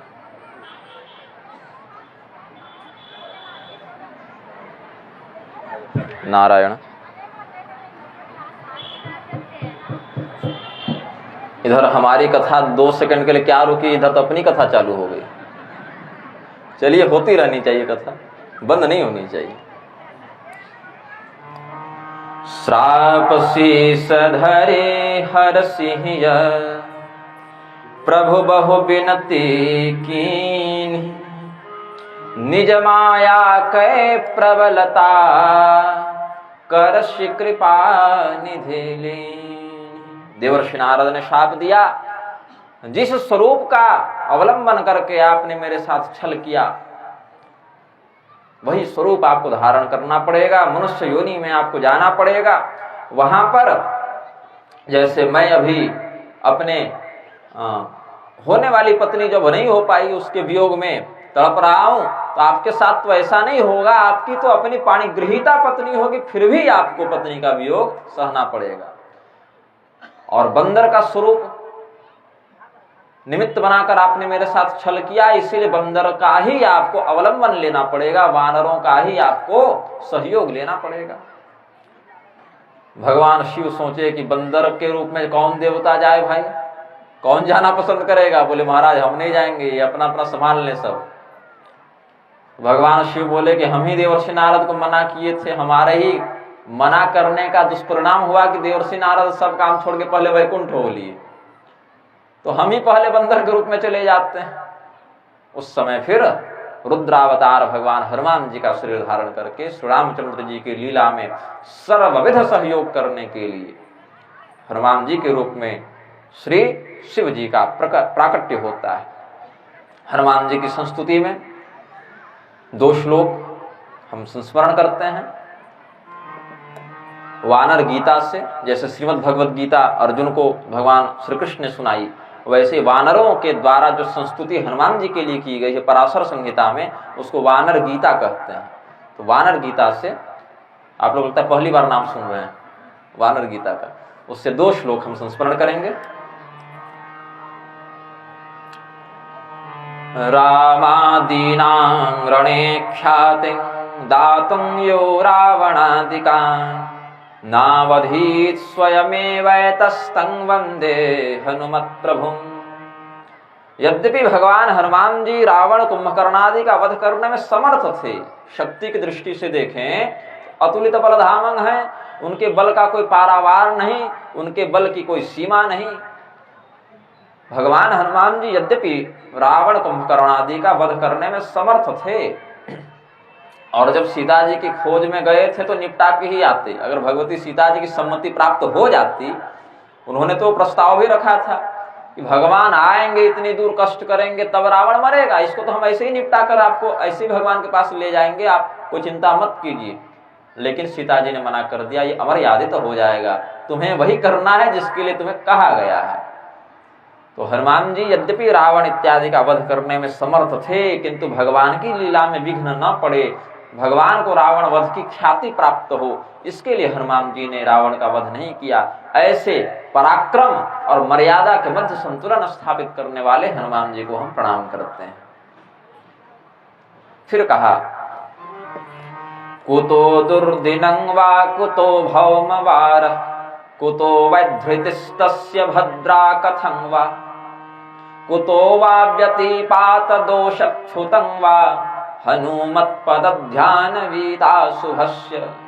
जितने भी बुरे ग्रह हैं, बुरे दिन हैं, बुरे योग हैं, बुरे नक्षत्र हैं, अशुभ जो भी संसार में अशुभ तत्व है, चाहे वो दिन के रूप में हो, नक्षत्र के रूप में हो, ग्रह के रूप में हो, वार के रूप में हो, योग के रूप में हो, किसी शारीरिक सगुण अपसगुन के रूप में हो, कुछ भी अशुभ तत्व जो संसार में विद्यमान है, वह उन व्यक्तियों को बाधित नहीं करता जिन व्यक्तियों का चित्त सदैव श्री हनुमान जी के चरण कमलों में लगा रहता है।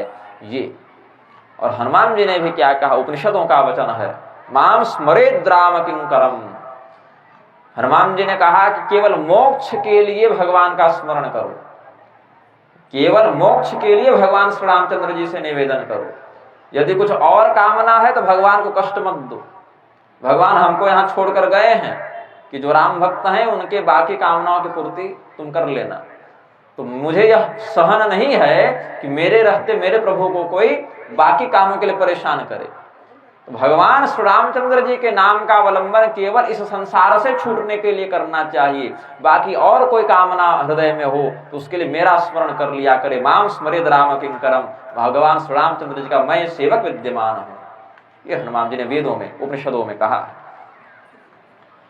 भगवान श्री रामचंद्र जी की लीला में सहयोग करने के लिए पहले हनुमान जी के रूप में भगवान शिव आए, जामवंत के रूप में ब्रह्मदेव इत्यादि, फिर धीरे धीरे अग्नि के, विश्वकर्मा के, नल नीलादि पुत्र आगे होते रहे। इस प्रकार से किम पुरुष योनि का आश्रय लेकर इनका अवतार हुआ। किम पुरुष योनि का अर्थ है बाहर से देखने पर जो पशु पक्षी के समान प्रतीत हो, किंतु व्यवहार से, सभ्यता से, आचरण से, पराक्रम से, ज्ञान से, ऐश्वर्य से वे देवताओं के समान प्रतीत हो, उसको किम पुरुष कहते हैं।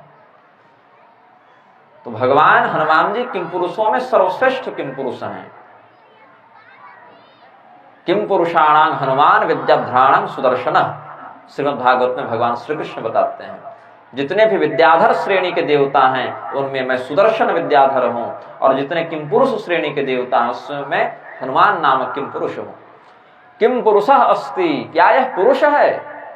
इस प्रकार से संदेह जिसका व्यक्तित्व उत्पन्न करे, क्योंकि बाहर से देखने से तो बंदर लगता है, भालू लगता है, पक्षी लगता है, लेकिन आचरण से तो बड़ा प्रकांड, पराक्रमी, ज्ञानी देवता प्रतीत होता है। लेकिन बाहर से शारीरिक दृष्टि से यह वानर, पक्षी, भालू के समान प्रतीत होता है। इस प्रकार से यह पशु है कि देवता है, यह भ्रम जो उत्पन्न कर दे, क्या यह पुरुष है, इस प्रकार से भ्रम उत्पन्न कर दे, वह किम पुरुष है। जटायु जी, जामवंत, हनुमान, गरुड़ इत्यादि को इसी श्रेणी का देवता समझना चाहिए। दैहिक दृष्टि से, आध्यात्मिक दृष्टि से तो गरुड़ जी साक्षात भगवान के ही मुख्य नित्य पार्षद में गिने गए हैं। हनुमान जी भगवान के नित्य पार्षद में गिने गए हैं। और तीन दृष्टियों का आश्रय लेकर हनुमान जी ने श्री रामचंद्र जी से तीन रिश्ते रखे हैं, तीन संबंध रखे हैं। हनुमान जी ने क्या क्या है वह संबंध?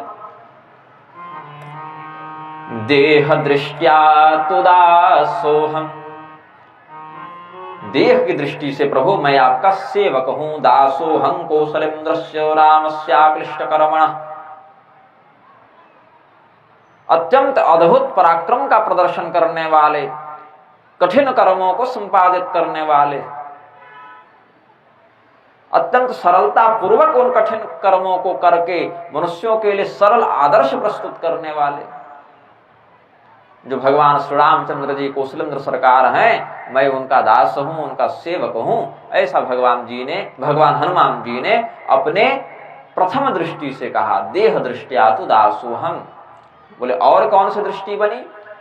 बोले देह दृष्टिया तु दासो हम, बुद्धि दृष्टिया त्वदंशकः। और बुद्धि की दृष्टि से विचार करें प्रभु, तो मैं तो देह हूं नहीं, देह तो जड़ तत्व है, मैं तो उस देह में निवास करने वाला चेतन हूं, मैं तो उस देह में निवास करने वाला जीव हूं, देह तो हूं मैं नहीं। तो कहा बुद्धि दृष्टिया त्वदंशकः, बुद्धि की दृष्टि से हम आपके ही अंश हैं। ईश्वर अंश जीव अविनाशी, ममैवांशो जीवलोके जीवभूत सनातन। बोले ये तो पूर्ण हो गई बात, ये बात तो पूर्ण हो गई, क्योंकि देह की दृष्टि से सेवक हो और बुद्धि की दृष्टि से हमारे ही अंश हो। बोले नहीं, इसमें एक दृष्टि और बनती है, उसमें भी द्वैत और अद्वैत दो दृष्टिकोण है ना। एक दृष्टिकोण मानकर कहते हैं कि जीव और ईश्वर अलग अलग हैं, यद्यपि अन्नपूर्णोपनिषद के अनुसार इसको भी भ्रम ही कहा गया है। और एक दृष्टि में कहते हैं जीव और ईश्वर एक ही हैं। तो कहा वस्तुतः अगर हम विचार करें, तत्व की दृष्टि से विचार करें, तो त्वमेवाहं तत्त्वतस्तु त्वमेवाहं इति मे निश्चिता मति। त्वं एव अहम, आप जो हैं वही मैं भी हूं। सोहम अहं ब्रह्मास्मि तत्त्वमसि इत्यादि महावाक्यों का जो अर्थ है, तात्पर्य है, वह इस दृष्टि से लक्षित होता है। देह की दृष्टि से हम आपके सेवक हैं, बुद्धि की दृष्टि से आपके अंश हैं, और तत्व की दृष्टि से जो आप हैं सो हम हैं। बोले ऐसा कैसे? जीव की ईश समान, जीव कभी ईश्वर के समान हो ही नहीं सकता। तो बुद्धि की दृष्टि के बाद तुम कैसे कर सकते हो? जब एक बार अपने आप को अंश स्वीकार कर चुके हो तो फिर अभिन्न कैसे कहते हो? बोले महाराज, क्योंकि जिस स्थिति में जीव ईश्वर के समान नहीं हो सकता, वही स्थिति तो माया से आवृत रहती है। एक बार वह माया का आवरण हट गया तो पाश मुक्त सदा शिव, पाश से मुक्त चेतन तो शिव हो जाता है, ब्रह्म हो जाता है। जैसे हमने बताया, तुषबद्धो व्रीहिरुच्यते जनैस्तु सहीनस्तण्डुलेति कथ्यते। वही अन्न छिलका से युक्त होकर धान कहलाता है और छिलका से रहित होकर चावल कहलाता है। तो पाश से बंधा चेतन मायावृत्त चेतन जीव कहलाता है, माया मुक्त चेतन ब्रह्म कहलाता है, शिव कहलाता है। तो जब तक इस देह में हमारी स्थिति जीव के रूप में है, यह चेतन देहावरण से माया वर्ण से ग्रस्त है, तब तक यह चेतन जीव कहलाएगा। माया वर्ण देहावरण से निर्मुक्त होने पर फिर यह जीव जीव रहेगा ही नहीं, जीवत्व की उपाधि का ही लोप हो जाएगा, तो ये ब्रह्म हो जाएगा। जैसे नदियां जब बाहर रहती हैं तो नदी कहलाती हैं, एक बार नदी समुद्र में मिल गई तो फिर वह समुद्र ही कहलाएंगी, नदी नहीं कहलाएंगी। तो जब तक चेतन जीवत्व की स्थिति में है तब तक वह ईश्वर के समान नहीं हो सकता। लेकिन जब जीवत्व की स्थिति ही नहीं रहेगी, नदी बाहर ही नहीं रहेगी, समुद्र में मिल गई, आवरण का नाश हो गया, तो फिर वह त्वमेवाहम त्वम एव अहम, ये अद्वैत दृष्टि से कहते हैं। निरालंबोपनिषद अन्नपूर्णोपनिषद के अनुसार यह बात समझनी चाहिए। अब इधर देवर्षि नारद का प्रकरण, देवर्षि नारद के चित्त में जो भी क्रोध था वह शाप के द्वारा जब निकल गया, भगवान ने अपनी जो माया थी उसका प्रभाव समाप्त कर लिया। तब देवर्षि नारद के चित्त में बहुत ही अधिक ग्लानि होने लगी, ये मुझसे क्या हो गया। कल तक मैं कितना बड़ा जितेंद्रिय था, कितना सिद्ध तपस्वी था, आज मैं कितना नीचे गिर गया कि काम के वशीभूत हो गया, क्रोध के वशीभूत हो गया, और यहाँ तक कि भगवान को ही इस प्रकार का दारुण शाप हमने दे दिया, भगवान को ही कपटी कह दिया, भगवान को ही दुर्वचन कह दिया, भगवान को ही छलिया कह दिया। और भगवान के चरण कमलों में गिरकर जब देखा कि न कोई महल है, न कोई राजा है, न कोई राजकुमारी है, ये सब तो माया थी भगवान की, देवर्षि नारद ने उनके चरणों में साष्टांग प्रणाम किया और भगवान से अपने अपराधों की क्षमा मांगने लगे, जैसे कभी कामदेव देवर्षि नारद के चरणों में गिरकर क्षमा मांग रहा था। अब भगवान के चरणों में देवर्षि नारद गिर गए, क्षमा मांगते हैं। मृषा हो मम श्राप कृपाला, मृषा हो मम श्राप कृपाला, मम इच्छा कह दीन दयाला, मम इच्छा कह दीन दयाला।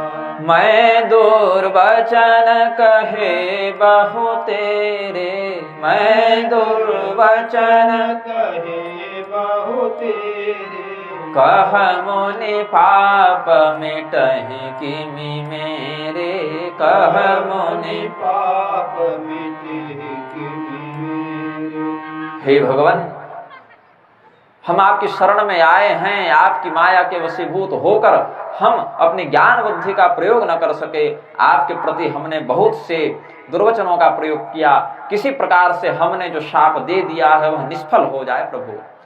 भगवान बोले, अभी क्या कहा तुमने? बोले, महाराज हमने कहा कि आपका अपनी पत्नी से वियोग हो जाए, आप मनुष्य शरीर में जाएं, आपको बंदर भालू सहायक मिले। बोले नहीं नहीं नहीं, वो तो कह चुके, अभी क्या कहा? महाराज अभी कहा कि आपकी माया के वशीभूत होकर हमने ज्ञान बुद्धि का प्रयोग नहीं किया। बोले हाँ, हमारी माया के वशीभूत होकर तुमने किया, अपने से नहीं किया।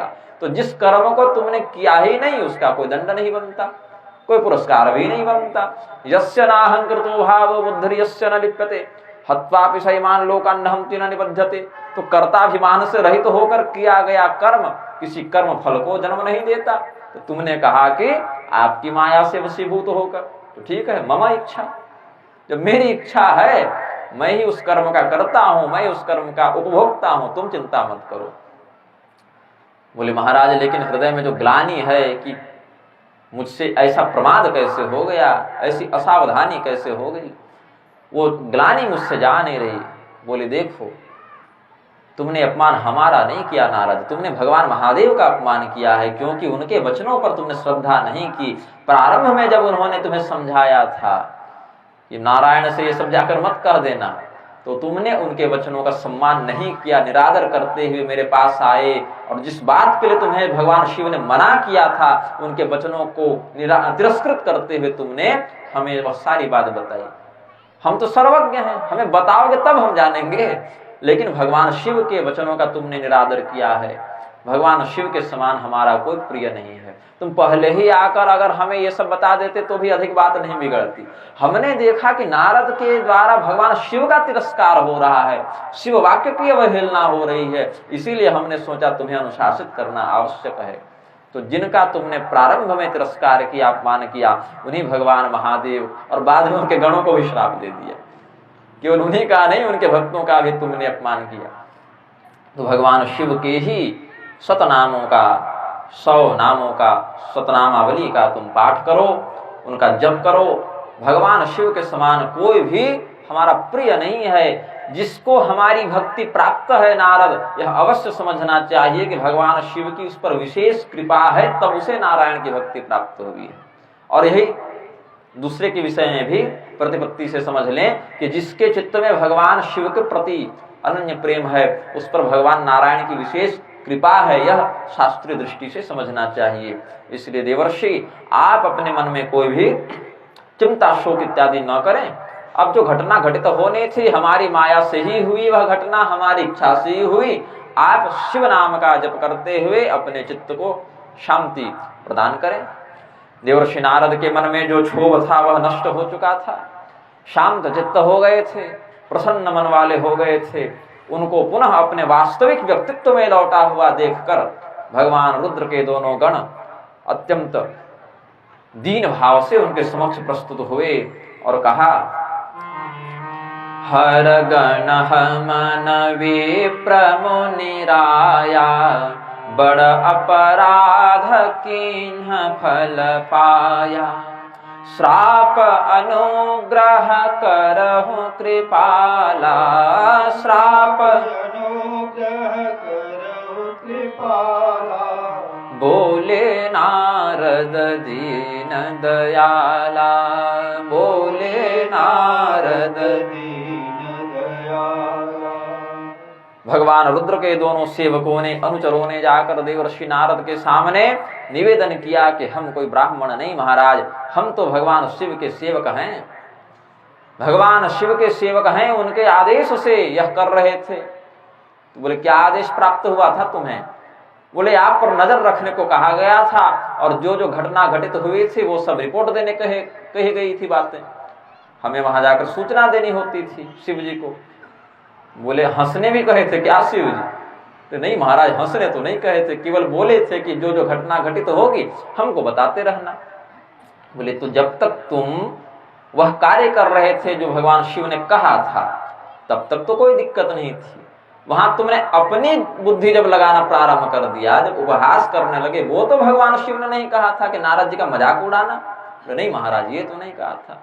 तो यही कारण है कि शाप तो मिल गया और शाप फलित भी होगा। हाँ, हम अपनी ओर से इतना अवश्य कर सकते हैं कि कोई छोटे मोटे बेरोजगार राक्षस नहीं बनोगे तुम लोग।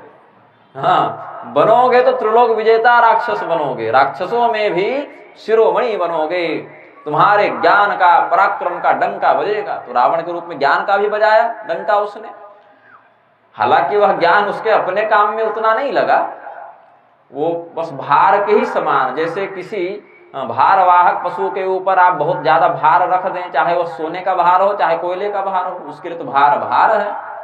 ते मर्ते लोके भूमि भार भूता मनुष्य रूपेण मृगाश्चरन्ति। तो रावण के पास भी जो शास्त्र ज्ञान था उसका कोई लोक हित में वह प्रयोग नहीं कर सका। ज्ञान ऋषियों के पास था, रावण के पास भी था, लेकिन ऋषियों का ज्ञान लोक कल्याण में लगा, रावण का नहीं लगा। इसीलिए आचार्यों ने कहा रामादिवत वर्तितव्यम न क्वचित् रावणादिवत।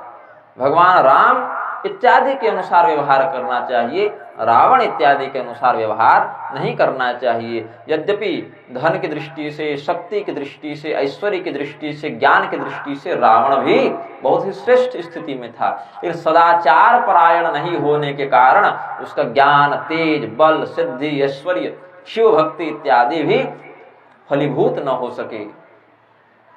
अच्छा, रावण को पता था हम गलत कर रहे हैं, ऐसा नहीं कि उसको होश नहीं था, और वह इससे निकलना भी चाहता था। दुर्योधन को भी पता था कि वह गलत कर रहा है, वह इससे निकलना चाहता था। लेकिन जब दुर्योधन को भगवान ने पूछा कि भाई बताओ, युधिष्ठिर और तुम्हारा कुल भी एक है, अवस्था भी लगभग एक ही है, साल भर के छोटे बड़े हो। युधिष्ठिर जी दुर्योधन से 1 वर्ष बड़े थे, गुरु भी एक ही हैं, द्रोणाचार्य, उन्होंने ही पढ़ाया। फिर एक धार्मिक निकल गया और एक दुरात्मा निकल गया। युधिष्ठिर धर्मनिष्ठ हो गए और दुर्योधन पापी हो गया। यह कैसे? कुल तुम्हारा एक, अवस्था तुम्हारी एक, गुरु तुम्हारे एक, अपितु देखा जाए तो उसके पिता भी नहीं है युधिष्ठिर के। तो बिना पिता के कोई व्यक्ति अपने बचपन में ही जो पिता को खो दे, यह माना जाता है कि जीवन में वह गलत रास्ते पर जा सकता है, क्योंकि एक अनुशासक नहीं है, पिता का उसको अनुशासन प्राप्त नहीं होगा। तुम्हारे पिता भी अभी जीवित हैं, ऐसा वैपरीत्य क्यों हो गया? तो दुर्योधन ने कहा, पांडव गीता में, पांडव गीता भी एक गीता है, वहां कहा जानामि धर्मं न च मे प्रवृत्तिर्जानाम्य धर्मं न च मे निवृत्ति केनापि देवेन जगत्स्थित हृदि स्थितेन यथा नियुक्तोऽस्मि तथा करोमि। हे भगवान, आपने जो कहा कि तुम्हारी बुद्धि में अधर्म कैसे आ गया, तो देखिए मैं जानता हूं कि क्या गलत है और क्या सही है, क्या उचित है क्या अनुचित है, इसका हमें बोध है, किंतु अधर्म की ओर से मेरा मन हटता नहीं और धर्म की ओर मेरा मन जाता नहीं। उचित और अनुचित का बोध होने के बाद भी मैं अधर्म छोड़ नहीं पाता और धर्म में अपना चित्त लगा नहीं पाता। बोले क्यों ऐसा? केनापि देवेन हृदय स्थितेन यथा नियुक्तोऽस्मि तथा करोमि। कोई देवता मेरे हृदय में बैठा हुआ है जो मुझे प्रेरणा देता है, वो जैसा जैसा कहता है मैं वैसा वैसा करता हूं। भगवान बोले कौन है वह देवता जो तुम्हें अधर्म में लगा रहा है? बोले मेरा मुंह मत खुलवाइए, त्वया जगत प्राण हृदय स्थित है ना, सबके अंदर आप ही बैठे हुए हैं। त्वया जगत प्राण हृदय स्थित है ना, यथा नियुक्तोस्मि तथा करोमि। हे भगवान कृष्ण नारायण, आप ही सबके अंदर बैठे हुए हैं और जिससे जो करवाना रहता है वो करवाते रहते हैं। यही कारण है कि इतना अधर्म करके भी दुर्योधन नरक नहीं गया, क्योंकि उसको पता था इसमें मेरा कोई निजी स्वातंत्र नहीं है। हम चाह भी ले तो कलयुग के अवतार हैं। कोयला स्वयं को कितना भी रगड़ कर चमकाने का प्रयास करे, उसमें हीरे के समान प्रकाश नहीं आ सकता अपने बल से। यद्यपि कोयला ही किसी काल में हीरे के रूप में परिणत होता है, फिर भी स्वातंत्र उसमें नहीं है। उसी प्रकार से दुर्योधन भी कलयुग का अवतार होने से स्वतंत्रता पूर्वक धर्म का अनुसरण नहीं कर सकता था। रावण को भी यह ज्ञात था कि वह क्या गलत कर रहा है और उसके द्वारा क्या सही हो रहा है। यही कारण है शिव तांडव स्तोत्र में भगवान शिव का जब उसने संस्तवन किया, एक बहुत मार्मिक बात कही जो लोगों की नजर से निकल जाती है बात, लोग ध्यान नहीं दे पाते उस श्लोक पर। कदा निलिम्प निर्झरे निकुंज कोटरे वसन विमुक्त दुर्मते सदा शिरस्थ मंजलिं वहन् विलोल लोल लोचनो ललाम भाल लग्नकः शिवेति मंत्रमुच्चरन् कदा सुखी भवाम्यहम्। सुखी होने के लिए आपको क्या क्या चाहिए? सबसे पहले तो एक अच्छा स्वस्थ शरीर चाहिए। प्रारंभ यहां से करते हैं। पहला सुख क्या है? स्वस्थ शरीर, सुंदर शरीर, युवा शरीर हो, उसके बाद ही सभी सुखों का उपभोग करना संभव है। तो रावण के पास अत्यंत दिव्य तेजस्वी पराक्रमी वरिष्ठ शरीर था।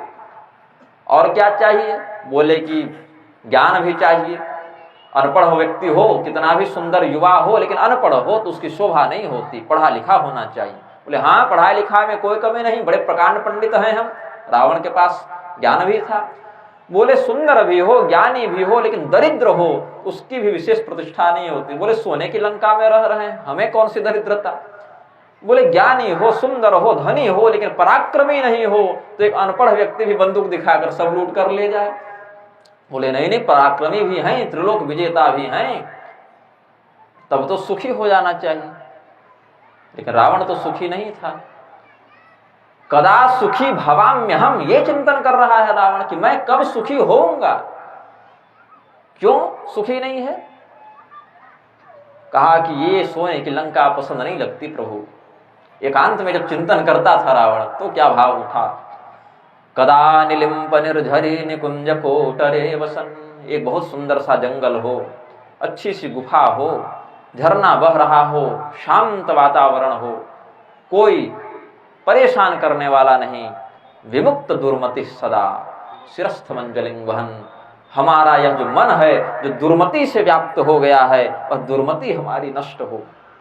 हम अपने हाथों को मस्तक में लगाकर, नेत्रों में जल भरकर शिव शिव शिव इस प्रकार से भाव विभोर होकर आपके नाम का स्मरण करेंगे, हमारे चित्त में कोई दुर्मति नहीं होगी, तब हम सुखी होंगे। पता नहीं हम कब सुखी होंगे। कदा सुखी भवाम्यहम्। तो यद्यपि रावण ने अपने जीवन में इतना अधर्म किया कि पृथ्वी देवी को भगवान ब्रह्मदेव के पास जाकर निवेदन करना पड़ा। ब्रह्मदेव शिव जी के अनुरोध मार्गदर्शन के आधार पर भगवान से निवेदन करते हैं। लेकिन जो बाहर से जितना क्रूर होता है, अंदर से उतना ही खोखला होता है। अंदर से वह उतना ही भयभीत रहता है, उसका हृदय अशांत रहता है। बाहर से सोने की लंका में रहने वाला त्रिलोक विजेता रावण, जिसने देवताओं को अपने यहाँ सेवक के समान नियुक्त कर रखा है, वह भी अंदर से बेचैन है, अशांत है, सुखी नहीं है। कहता है कदा सुखी भवाम्यहम्। तो कैसे सुखी हो सकता है व्यक्ति? इसके लिए कहता है दृशद विचित्र तल्पयोर्भुजंग मौक्तिकस्रजोर्गरिष्ठ रत्न लोष्ठयो सुहृद् पक्ष पक्षयो तृणारविंद चक्षुषो प्रजामही महेन्द्रयो समं प्रवर्तयन् मनः कदा सदा शिवं भजे। अथवा पाठभेद में कहते हैं समं प्रवर्तयन् कदा सदा शिवं भजाम्यहम्। दोनों मिलते हैं वर्णन, अर्थ एक ही है। समभाव का कब हम प्रदर्शन करेंगे अपने व्यवहार में? अहो वा हारे वा, चाहे आपके गले में सांप लपेट दिया जाए या मोतियों की माला पहना दी जाए, समान भाव रखना। ये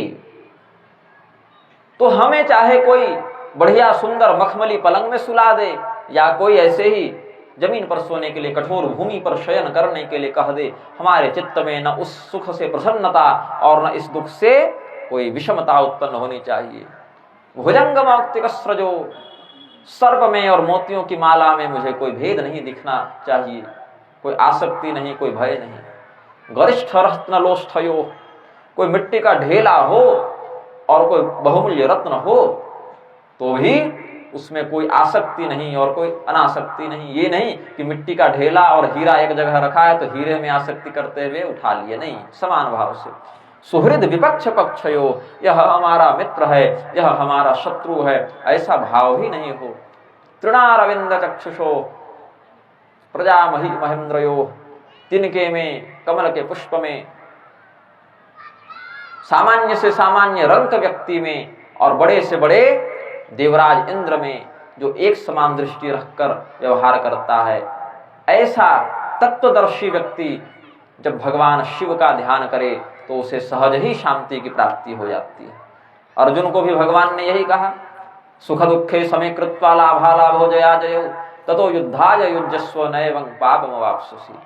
तो अर्जुन को जो भगवान ने उपदेश दिया उसी तत्व का बहुत पहले ही रावण चिंतन कर चुका था। लेकिन क्या है, तो या जगत प्राण हृदय स्थित न, शाप मिला हुआ है। एक कल्प में सनत कुमार के शाप के कारण जय विजय रावण कुंभकर्ण बनकर आए, एक कल्प में देवर्षि नारद के शाप के कारण रुद्रगण जय विजय रावण और कुंभकर्ण बनकर आए। तो जिस भी कल्प में, चाहे जिस भी माध्यम से रावण कुंभकर्ण, कभी प्रताप भानु के स्वरूप के कारण आ गए शाप साथ, लेकिन शाप में यही है कि दुर्दांत राक्षस बनोगे और धर्म का विहिंसन करोगे। उस विहिंसन से पीड़ित होकर जब पृथ्वी विलाप करने लगेगी, ब्रह्मदेव के पास जाएगी, ब्रह्मदेव के अनुरोध पर भगवान महादेव कहेंगे कि नारायण ही अब इस कष्ट से हमें बचा सकते हैं। वहीं पर प्रेम हरि व्यापक सर्वत्र समाना, प्रेम का आश्रय ग्रहण करो तो भगवान का यहीं पर साक्षात्कार हो सकता है। ऐसा जब भगवान महादेव उपदेश करेंगे तब भगवान प्रसन्न होकर देवताओं को कहेंगे कि चलो ठीक है, मैं अवतार लेकर आऊंगा, तब तुम्हारा उद्धार होगा। तो जो विधान निर्दिष्ट है शास्त्रों में उसी का प्रवर्तन संभव है। कोई व्यक्ति यदि अपने मन से उसमें कोई हस्तक्षेप करना चाहे तो वह नहीं कर सकता, क्योंकि मनुष्य की शक्ति प्रकृति के साथ छेड़छाड़ करने में समर्थ नहीं है। प्रकृति ही मनुष्य के प्रारब्ध को नियंत्रित करती रहती है, मनुष्य प्रकृति को नियंत्रित करने का सामर्थ्य नहीं रखता। तो जब यह घटनाक्रम पूर्ण हुआ, कल्प भेदानुसार अलग अलग घटनाओं को निमित्त बनाकर रावण के रूप में एक महान दैत्य का, असुर का जन्म हुआ। दैत्य कहना भी सही शब्द नहीं है, क्योंकि दीति के पुत्र तो नहीं है। दैत्य दानवों के अधिपति आसुरी संपदा से युक्त रावण का जन्म हुआ, ये उचित बात है। क्योंकि कश्यप अदिति के वंश में रावण नहीं हुआ, ब्रह्मदेव से पुलस्त, पुलस्त से विश्रवा, विश्रवा से रावण इत्यादि का जन्म हुआ। तो पौलस्त कुल है उसका, काश्यप कुल नहीं है। रावण का, कुंभकर्ण का, शूर्पणखा, खर, दूषण, त्रिशिरा जब अपनी अपनी आसुरी शक्तियों के साथ युक्त होकर तपस्या के द्वारा दुर्लभ वरदानों को प्राप्त करके भयंकर उत्पात मचाने लगे, जो रावण स्वयं वेदज्ञ विश्रवा मुनि का पुत्र है, विश्रवा मुनि ने अपने माता के गर्भ में ही वेदों का ज्ञान श्रवण करके प्राप्त कर लिया था, इसीलिए विशिष्ट प्रकार से वेद श्रवण करने के कारण उनका नाम विश्रवा पड़ गया था। तो जिनके पिता इतने महान ऋषि हों, वो पुत्र ऐसे दुरात्मा निकल जाएं, ये बड़ी आश्चर्य की बात है। चिराग तले अंधेरा, ये कहावत से चरितार्थ हो गई। जिसका पूरा बचपन अपने पिताजी को वेद पाठ करते हुए, जप करते हुए, योगाभ्यास करते हुए, वैराग्य का आश्रय लेते हुए देखने में व्यतीत हुआ हो, वह रावण, वह कुंभकर्ण, वह खर, दूषण, त्रिशिरा, ताड़का, मारीच इत्यादि असुरों के साथ मिलकर क्या करता है, जप जोग विरागा तप मख भागा श्रवण सुनई दस सीसा आपन उठि धावई रहै न पावई धरि सब घालई खीसा अस भ्रष्ट अचारा भाषण सारा धर्म सुनिय नहीं काना तेहि बहुविधि त्रासई देश निकासई जो कह वेद पुराणा तेहि बहुविधि त्रासई देश निकासई जो कह वेद पुराणा। रावण के अत्याचार के कारण जितने ऋषि महर्षि थे उनके यज्ञ करने पर प्रतिबंध लग गया, क्योंकि यदि यज्ञ करेंगे तो रावण के पक्षधर असुरों के द्वारा हमें प्रताड़ित किया जाएगा, यह भय है। इतने दुर्दांत असुरों ने अत्याचार पूर्वक त्रिलोकी में हाहाकार मचा दिया कि बड़े बड़े ऋषि महर्षि देवी देवता भी अपनी शक्तियों का समुचित प्रयोग करके रावण को परास्त न कर सके, क्योंकि रावण मरण मनुज कर जाचा। रावण ने यह वरदान ही मांगा था कि मैं मनुष्य के हाथों मरूं। यद्यपि ऋषि महर्षि देखने से मनुष्य के समान ही शरीर वाले प्रतीत होते हैं, किंतु ऋषि योनि एक भिन्न योनि है। 14 प्रकार के प्रधान योनियों का वर्णन शास्त्रों में मिलता है, उसमें ऋषि योनि को मनुष्य योनि से भिन्न रखा गया है। इनका संक्षेपतः हमने अन्य शास्त्रों का संग्रह करते हुए उनके सिद्धांत को धुरंधर संहिता नामक ग्रंथ में लिखा भी। कौन कौन सी योनियां, उनके क्या क्या प्राकृतिक धर्म। राक्षसानाम अयं धर्मो परदाराभिमर्शनम, जैसे पर स्त्री का अपहरण करके उसके शील को भंग कर देना, यह राक्षस योनि के जीव का धर्म ही है, उसका स्वभाव ही है, वह इसी को धारण करता है, इसी वृत्ति को धारण करता है। गीत संगीत नृत्य इत्यादि में प्रवृत्त होना यह गंधर्वों का धर्म ही है, गंधर्व योनि के जीव का यह स्वभाव ही है, गीत संगीत नृत्य में प्रवृत्त होना। तो जितने भी प्रकार के प्रबुद्ध योनियां हैं, 14 की गणना है उसमें, ये रावण यद्यपि ऋषि वंश में उत्पन्न हुआ था, ऋषि योनि में उत्पन्न हुआ था, किंतु आसुरी संपदा से मातृ दोष के कारण, मातृकुल के आसुरी होने के दोष के कारण इसमें विश्रवा का जो ब्रह्म तेज था वह गौण हो गया और कैकसी का रक्षस तेज जो है वह प्रधान हो गया। इसीलिए ऋषिपुत्र होकर भी, स्वयं वेदज्ञ होकर भी, किंवा कतिपय मंत्र विधियों का यह दृष्टा ऋषि होकर भी स्वयं वैदिक मर्यादा के विहिंसन का निमित्त बना। जब इस प्रकार से पृथ्वी पर अत्याचार बढ़ गया तो पृथ्वी देवी ने समस्त देवताओं के साथ मिलकर स्वयं गौ का स्वरूप धारण करके ब्रह्मदेव के पास जाकर निवेदन किया। इस पृथ्वी में जीवनीय तत्व को धारण करने का सामर्थ्य 7 स्थानों से आता है। गोभिर विप्रश्च वेदश्च सतीभिः सत्यवादिभिः अलुब्धैर दानशीलश्च सप्तैभिर धार्यते मही। यह पृथ्वी में जो धारणा शक्ति विद्यमान है वह 7 तत्वों से आती है। गाय से, ब्राह्मणों से, वेदों से, वैदिक मर्यादा से, सती भी पतिव्रता स्त्रियों से, सत्यवाद भी सत्य का आचरण करने वाले सत्यनिष्ठ संतों से, अलुब्धैर त्यागी पुरुषों से, जो अनासक्त हैं उनसे, दानशीलश्च और जो उदार चित्त वाले व्यक्ति हैं उनसे। गाय, ब्राह्मण, वेद, पतिव्रता स्त्री, सत्यनिष्ठ व्यक्ति, संतोषी व्यक्ति और उदार व्यक्ति, ये 7 तत्व अगर हैं तो पृथ्वी में जीवनीय शक्ति विद्यमान रहेगी। इन 7 तत्वों का अगर विहिंसन होने लगे, ये 7 तत्व घटने लगे तो पृथ्वी में जीवन को धारण करने का सामर्थ्य नहीं रहता है। पृथ्वी देवी स्वयं गौ का स्वरूप धारण करके ब्रह्मलोक में गई और ब्रह्मदेव से अपने कष्ट का जब वर्णन किया तो ब्रह्मदेव ने कहा कि ये मेरा विभाग नहीं है, मेरा विभाग है सृष्टि करना, सृष्टि बचाना मेरा काम नहीं है, ये दूसरे का विभाग है। बोले किसका विभाग है? तो कहा जिसके हम सब सेवक हैं ये उनका विभाग है, भगवान नारायण का विभाग है सृष्टि की रक्षा करना, इसीलिए हम सबको मिलकर उनकी ही शरण में जाना चाहिए। सुर मुनि गंधर्वा मिलकर सर्वागे बिरंजन के लोका संग गोतनुधारी भूमि विचारी परम विकल ब्रह्मा सब जाना मन अनुमाना मोर कछु न बसाई जाकर तैं दासी सो अविनाशी हमरे वो तोर सहाई हमरे वो तोर सहाई। ब्रह्मदेव के इस प्रकार से निर्देश देने पर जब सभी लोगों ने विचार किया कि भगवान मिलेंगे कहाँ, हम यह संकट जाकर निवेदित करें तो कहाँ करें, भगवान की प्राप्ति कैसे हो, भगवान मिले कहाँ, तो कोई कहता है श्वेत द्वीप चलो, कोई कहता है क्षीर सागर चलो, कोई कहता है वैकुंठ चलो, एक मत नहीं हो सके कोई भी।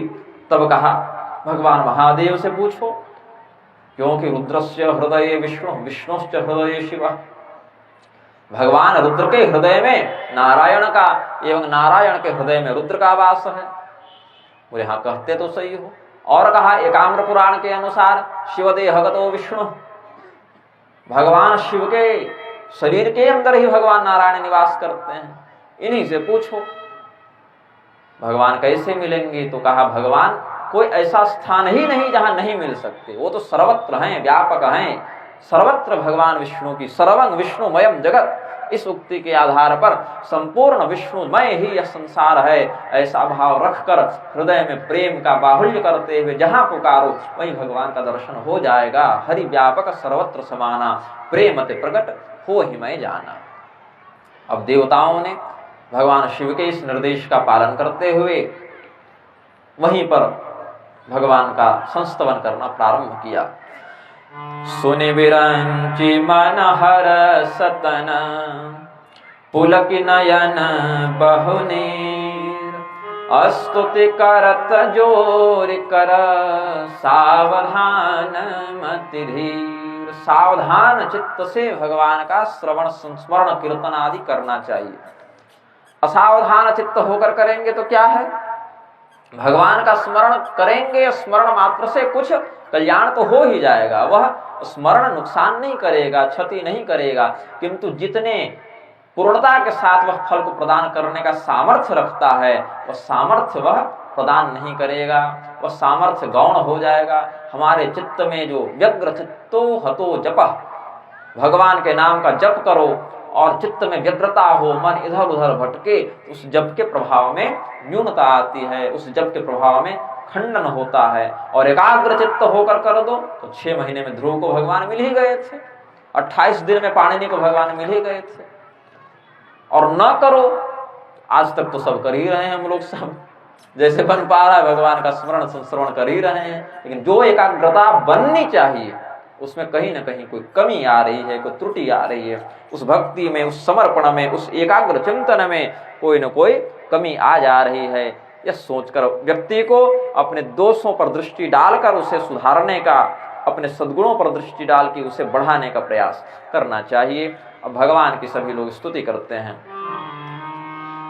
जय जय सुर नायक जन सुखदायक प्रणत पाल भगवंता, गोद्विज हितकारी जय सुरारी, सिंधु सुता प्रिय कंता, पालन सुरधरणी अद्भुत करणी, मरमन जानई कोई, सो सहज कृपाला दीन दयाला, करौ अनुग्रह सोई।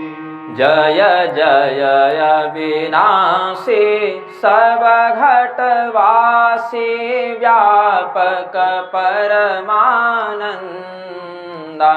अविगत गोतीतं परित पुनीतं, माया रहितं मुकुंदा। जेहि लागे विरागे अति अनुरागे विगत मोह मुनि वृंदा निशिवासर ध्यावहि गुण गण गावहि जयति सच्चिदानंदा। हे समस्त देवताओं के नायक अग्रणी स्वामी आपकी जय हो। वेद भगवान भी जय जय जय जया मंजित दोष गृहीत गुणाम, ये कहते हैं भागवत महापुराण में वेद स्तुति जो है। तो वेदों में भगवान का एक नाम जय बताया गया है, जो सभी प्राणियों पर शासन करे, उनसे अपराजित रहे, उन पर विजय प्राप्त करने में समर्थ हो, ऐसे भगवान को जय कहते हैं। जयो जय सत्य संधो दाशार्ह सात्वतांपति, विष्णु सहस्रनाम में भी एक नाम जय आया है भगवान का। तो जय जय सुरनायक, हे देवताओं के स्वामी, हे देवताओं के अधिपति, नायक, नेतृत्वकर्ता, आपकी जय हो। बोले देवता तो बहुत है, इनमें क्या विलक्षण बात है? जन सुखदायक, ये अपने भक्तों को सुख प्रदान करते हैं। भक्तों को सुख तो और भी देवता प्रदान करते हैं, इनके सुख प्रदान करने में कौन सी विशिष्ट बात है? प्रणत पाल भगवंता, अपने पास जो शरणागति का भाव लेकर आ गया, कभी उसका परित्याग नहीं करते। बाकी देवताओं के साथ क्या समस्या है? इंद्र, वरुण, कुबेर, चंद्रमा, वायु इत्यादि, अग्नि इत्यादि देवताओं के साथ क्या समस्या है? इनका जब तक पूजन करोगे और उस पूजन का जितना फल होगा उतना ही यह अपने भक्त को सुख प्रदान करेंगे। पुण्य बल के आधार पर ये देवता अपने भक्त को सुखी करते हैं, उसकी रक्षा करते हैं। लेकिन भगवान के साथ ऐसा नहीं। पत्रं पुष्पं फलं तोयं यो मे भक्त्या प्रयच्छति तदहं भक्त्युपहृतमश्नामि प्रयतात्मनः। ये भक्ति के द्वारा वशीभूत हो जाते हैं, अपने भक्त के चित्त में वास करने लग जाते हैं। गो द्विज हितकारी जय असुरारी सिंधु सुता प्रियकंता। गो कहते हैं पृथ्वी को, गो कहते हैं वाणी को, गो कहते हैं इंद्रियों को, गो कहते हैं वेद को। तो गो के जितने भी अर्थ हैं उन सभी अर्थों की भगवान रक्षा करते हैं। वेदों की भी रक्षा करते हैं, पृथ्वी की भी रक्षा करते हैं, गौ माता की भी रक्षा करते हैं, और हमारे शरीर में जो नेत्र, कर्ण, नासिका, जिह्वादि इंद्रियां हैं उनकी भी रक्षा करते हैं। उनकी रक्षा कैसे करते हैं? इन जिह्वा, नेत्र, कर्ण, नासिका इत्यादि के द्वारा हम जिन विषयों का उपभोग करते हैं, उपभोग करते करते करते करते ये इंद्रियां क्षीण हो जाती है, नष्ट हो जाती है, और यह जीवात्मा फंसा का फंसा रह जाता है। तो ये रक्षा तो नहीं हुई। रक्षा कब होगी? वाणी गुणानुकथने श्रवणे कथायाम। यह वाणी भगवान की कथा में लगे, यह कान कथा को सुनने में लगे, ये बोलने में लगे। विषयों का उपभोग करना एक प्राकृतिक स्वभाव है इनका, किंतु भगवान की भक्ति का वर्णन करना, सुनना, भगवान के दृश्यों, लीला कथाओं का दर्शन करना, भगवान के श्री विग्रह का, मंदिरों का दर्शन करना, भगवान के लिए जो भोग प्रसाद नैवेद्य इत्यादि बनाने में हाथ का परिश्रम लगे, उन हाथों से भगवान की सेवा करना, ये सब इंद्रियों की रक्षा करना हुआ। क्योंकि भोग तो इनको भोगान भुक्ता वयमेव भुक्ता तपो न तप्तं वयमेव तप्ता कालो न यातो वयमेव याता तृष्णा न जीर्णा वयमेव जीर्णा। नीतिकारों ने कहा, वैराग्य परक वचनों का उपदेश करते हुए, भोगान भुक्ता वयमेव भुक्ता। हमें यह नहीं सोचना चाहिए कि हम जिन सामग्रियों का उपभोग कर रहे हैं वे उपभुक्त हो गई, ऐसा नहीं, हम ही उपभुक्त हो गए। आज हमने अन्न खा लिया तो अन्न समाप्त हो गया, ऐसा नहीं। अन्न खाते खाते खाते खाते हम ही समाप्त हो जाते हैं, अन्न कभी समाप्त नहीं होता पृथ्वी से।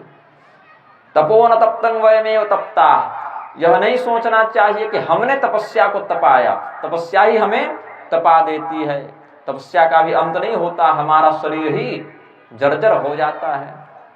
कालो न यातो वयमेव याता। हम लोग क्या कहते हैं? समय बीत गया। समय नहीं बीता, तुम ही बीत गए, एक दिन पूरे बीत जाओगे। तो कालो न यातो वयमेव याता, समय का क्या बिगड़ा?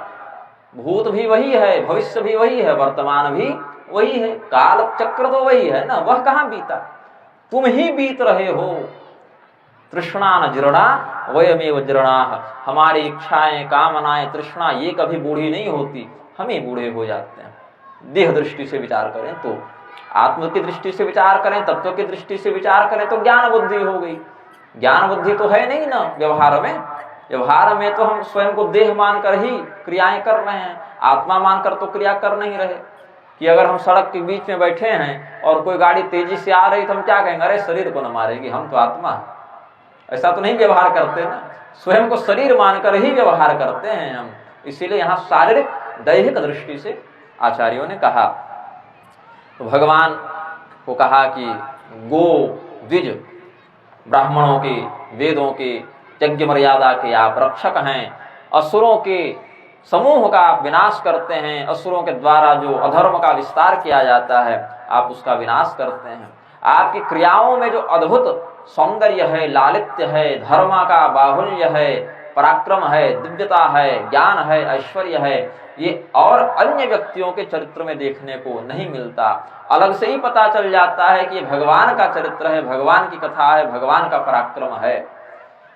भगवान जब अवतार लिए तो पूरी दुनिया में थोड़े कहे कि सुनो गांव वालों में अवतार हूं, नहीं, उनके तेज से, उनके पराक्रम से, उनके ऐश्वर्य से यह लक्षण प्रतीत हो जाते थे। पूतना का वध किया भगवान ने, बकासुर को मारा भगवान ने, शिशुपाल को चक्र से भगवान ने मारा, धनुष भंग किया भगवान ने, समुद्र पर पुल बांधा भगवान ने।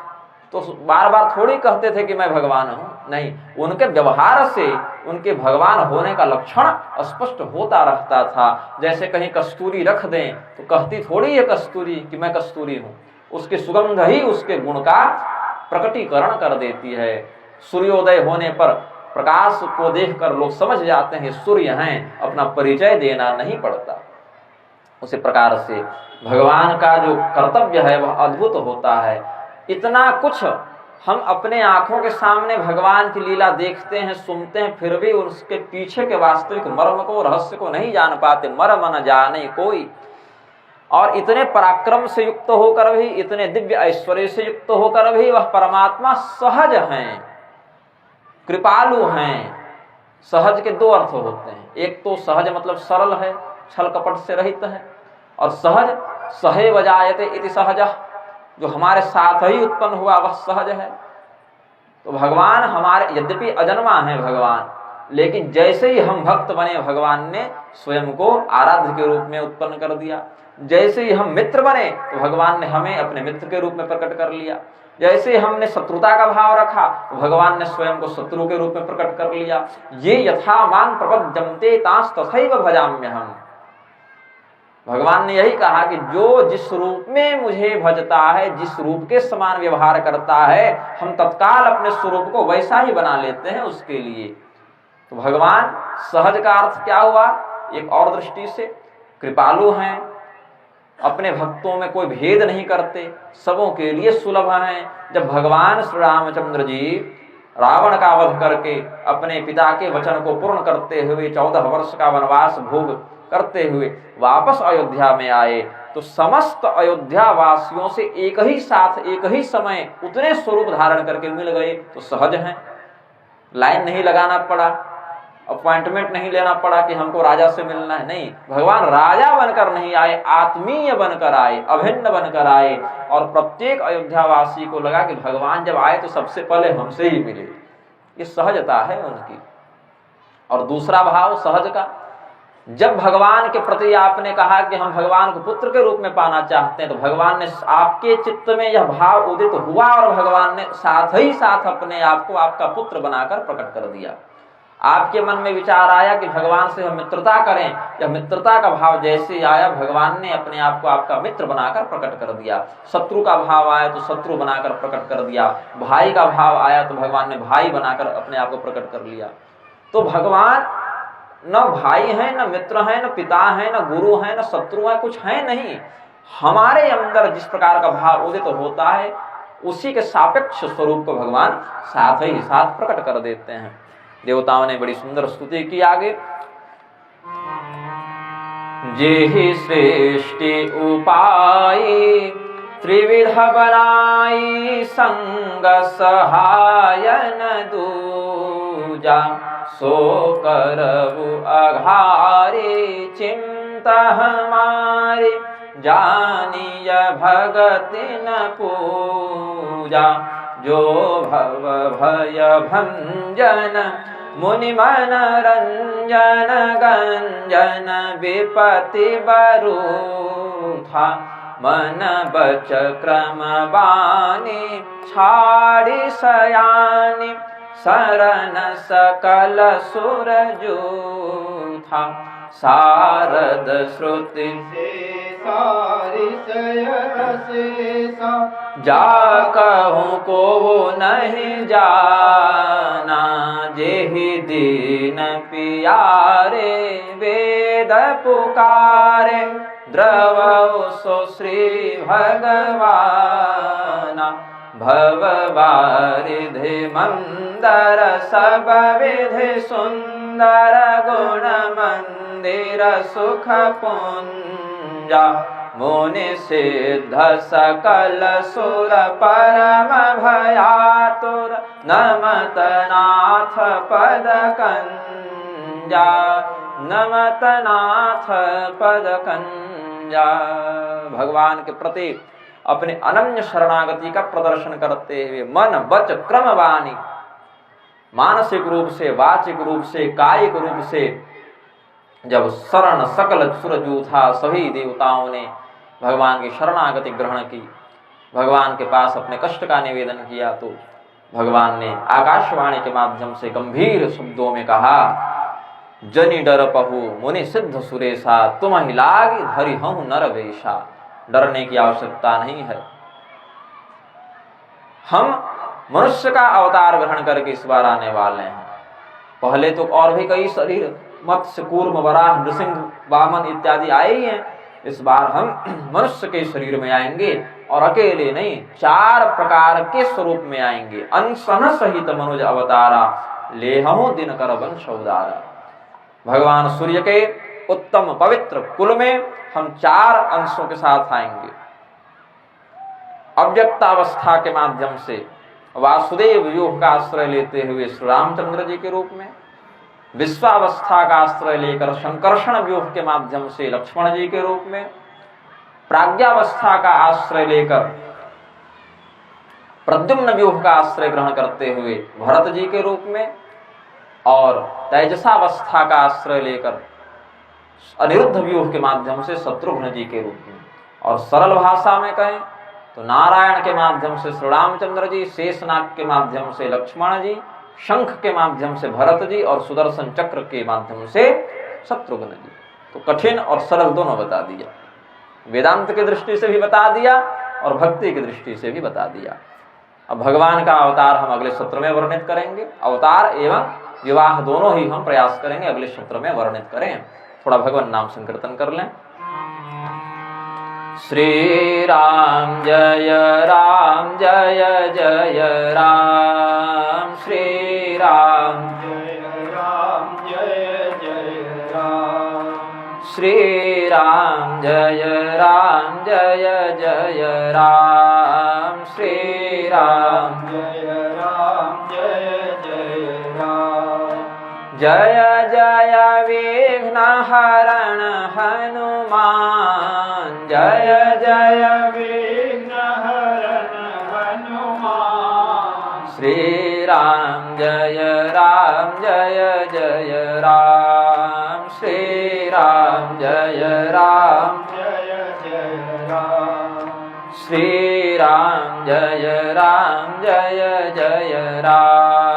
श्री राम जय जय राम। प्रेम से बोलिए आनंद कंद भगवान की, सियावर रामचंद्र की, उमापति महादेव की, पवन सुत हनुमान की।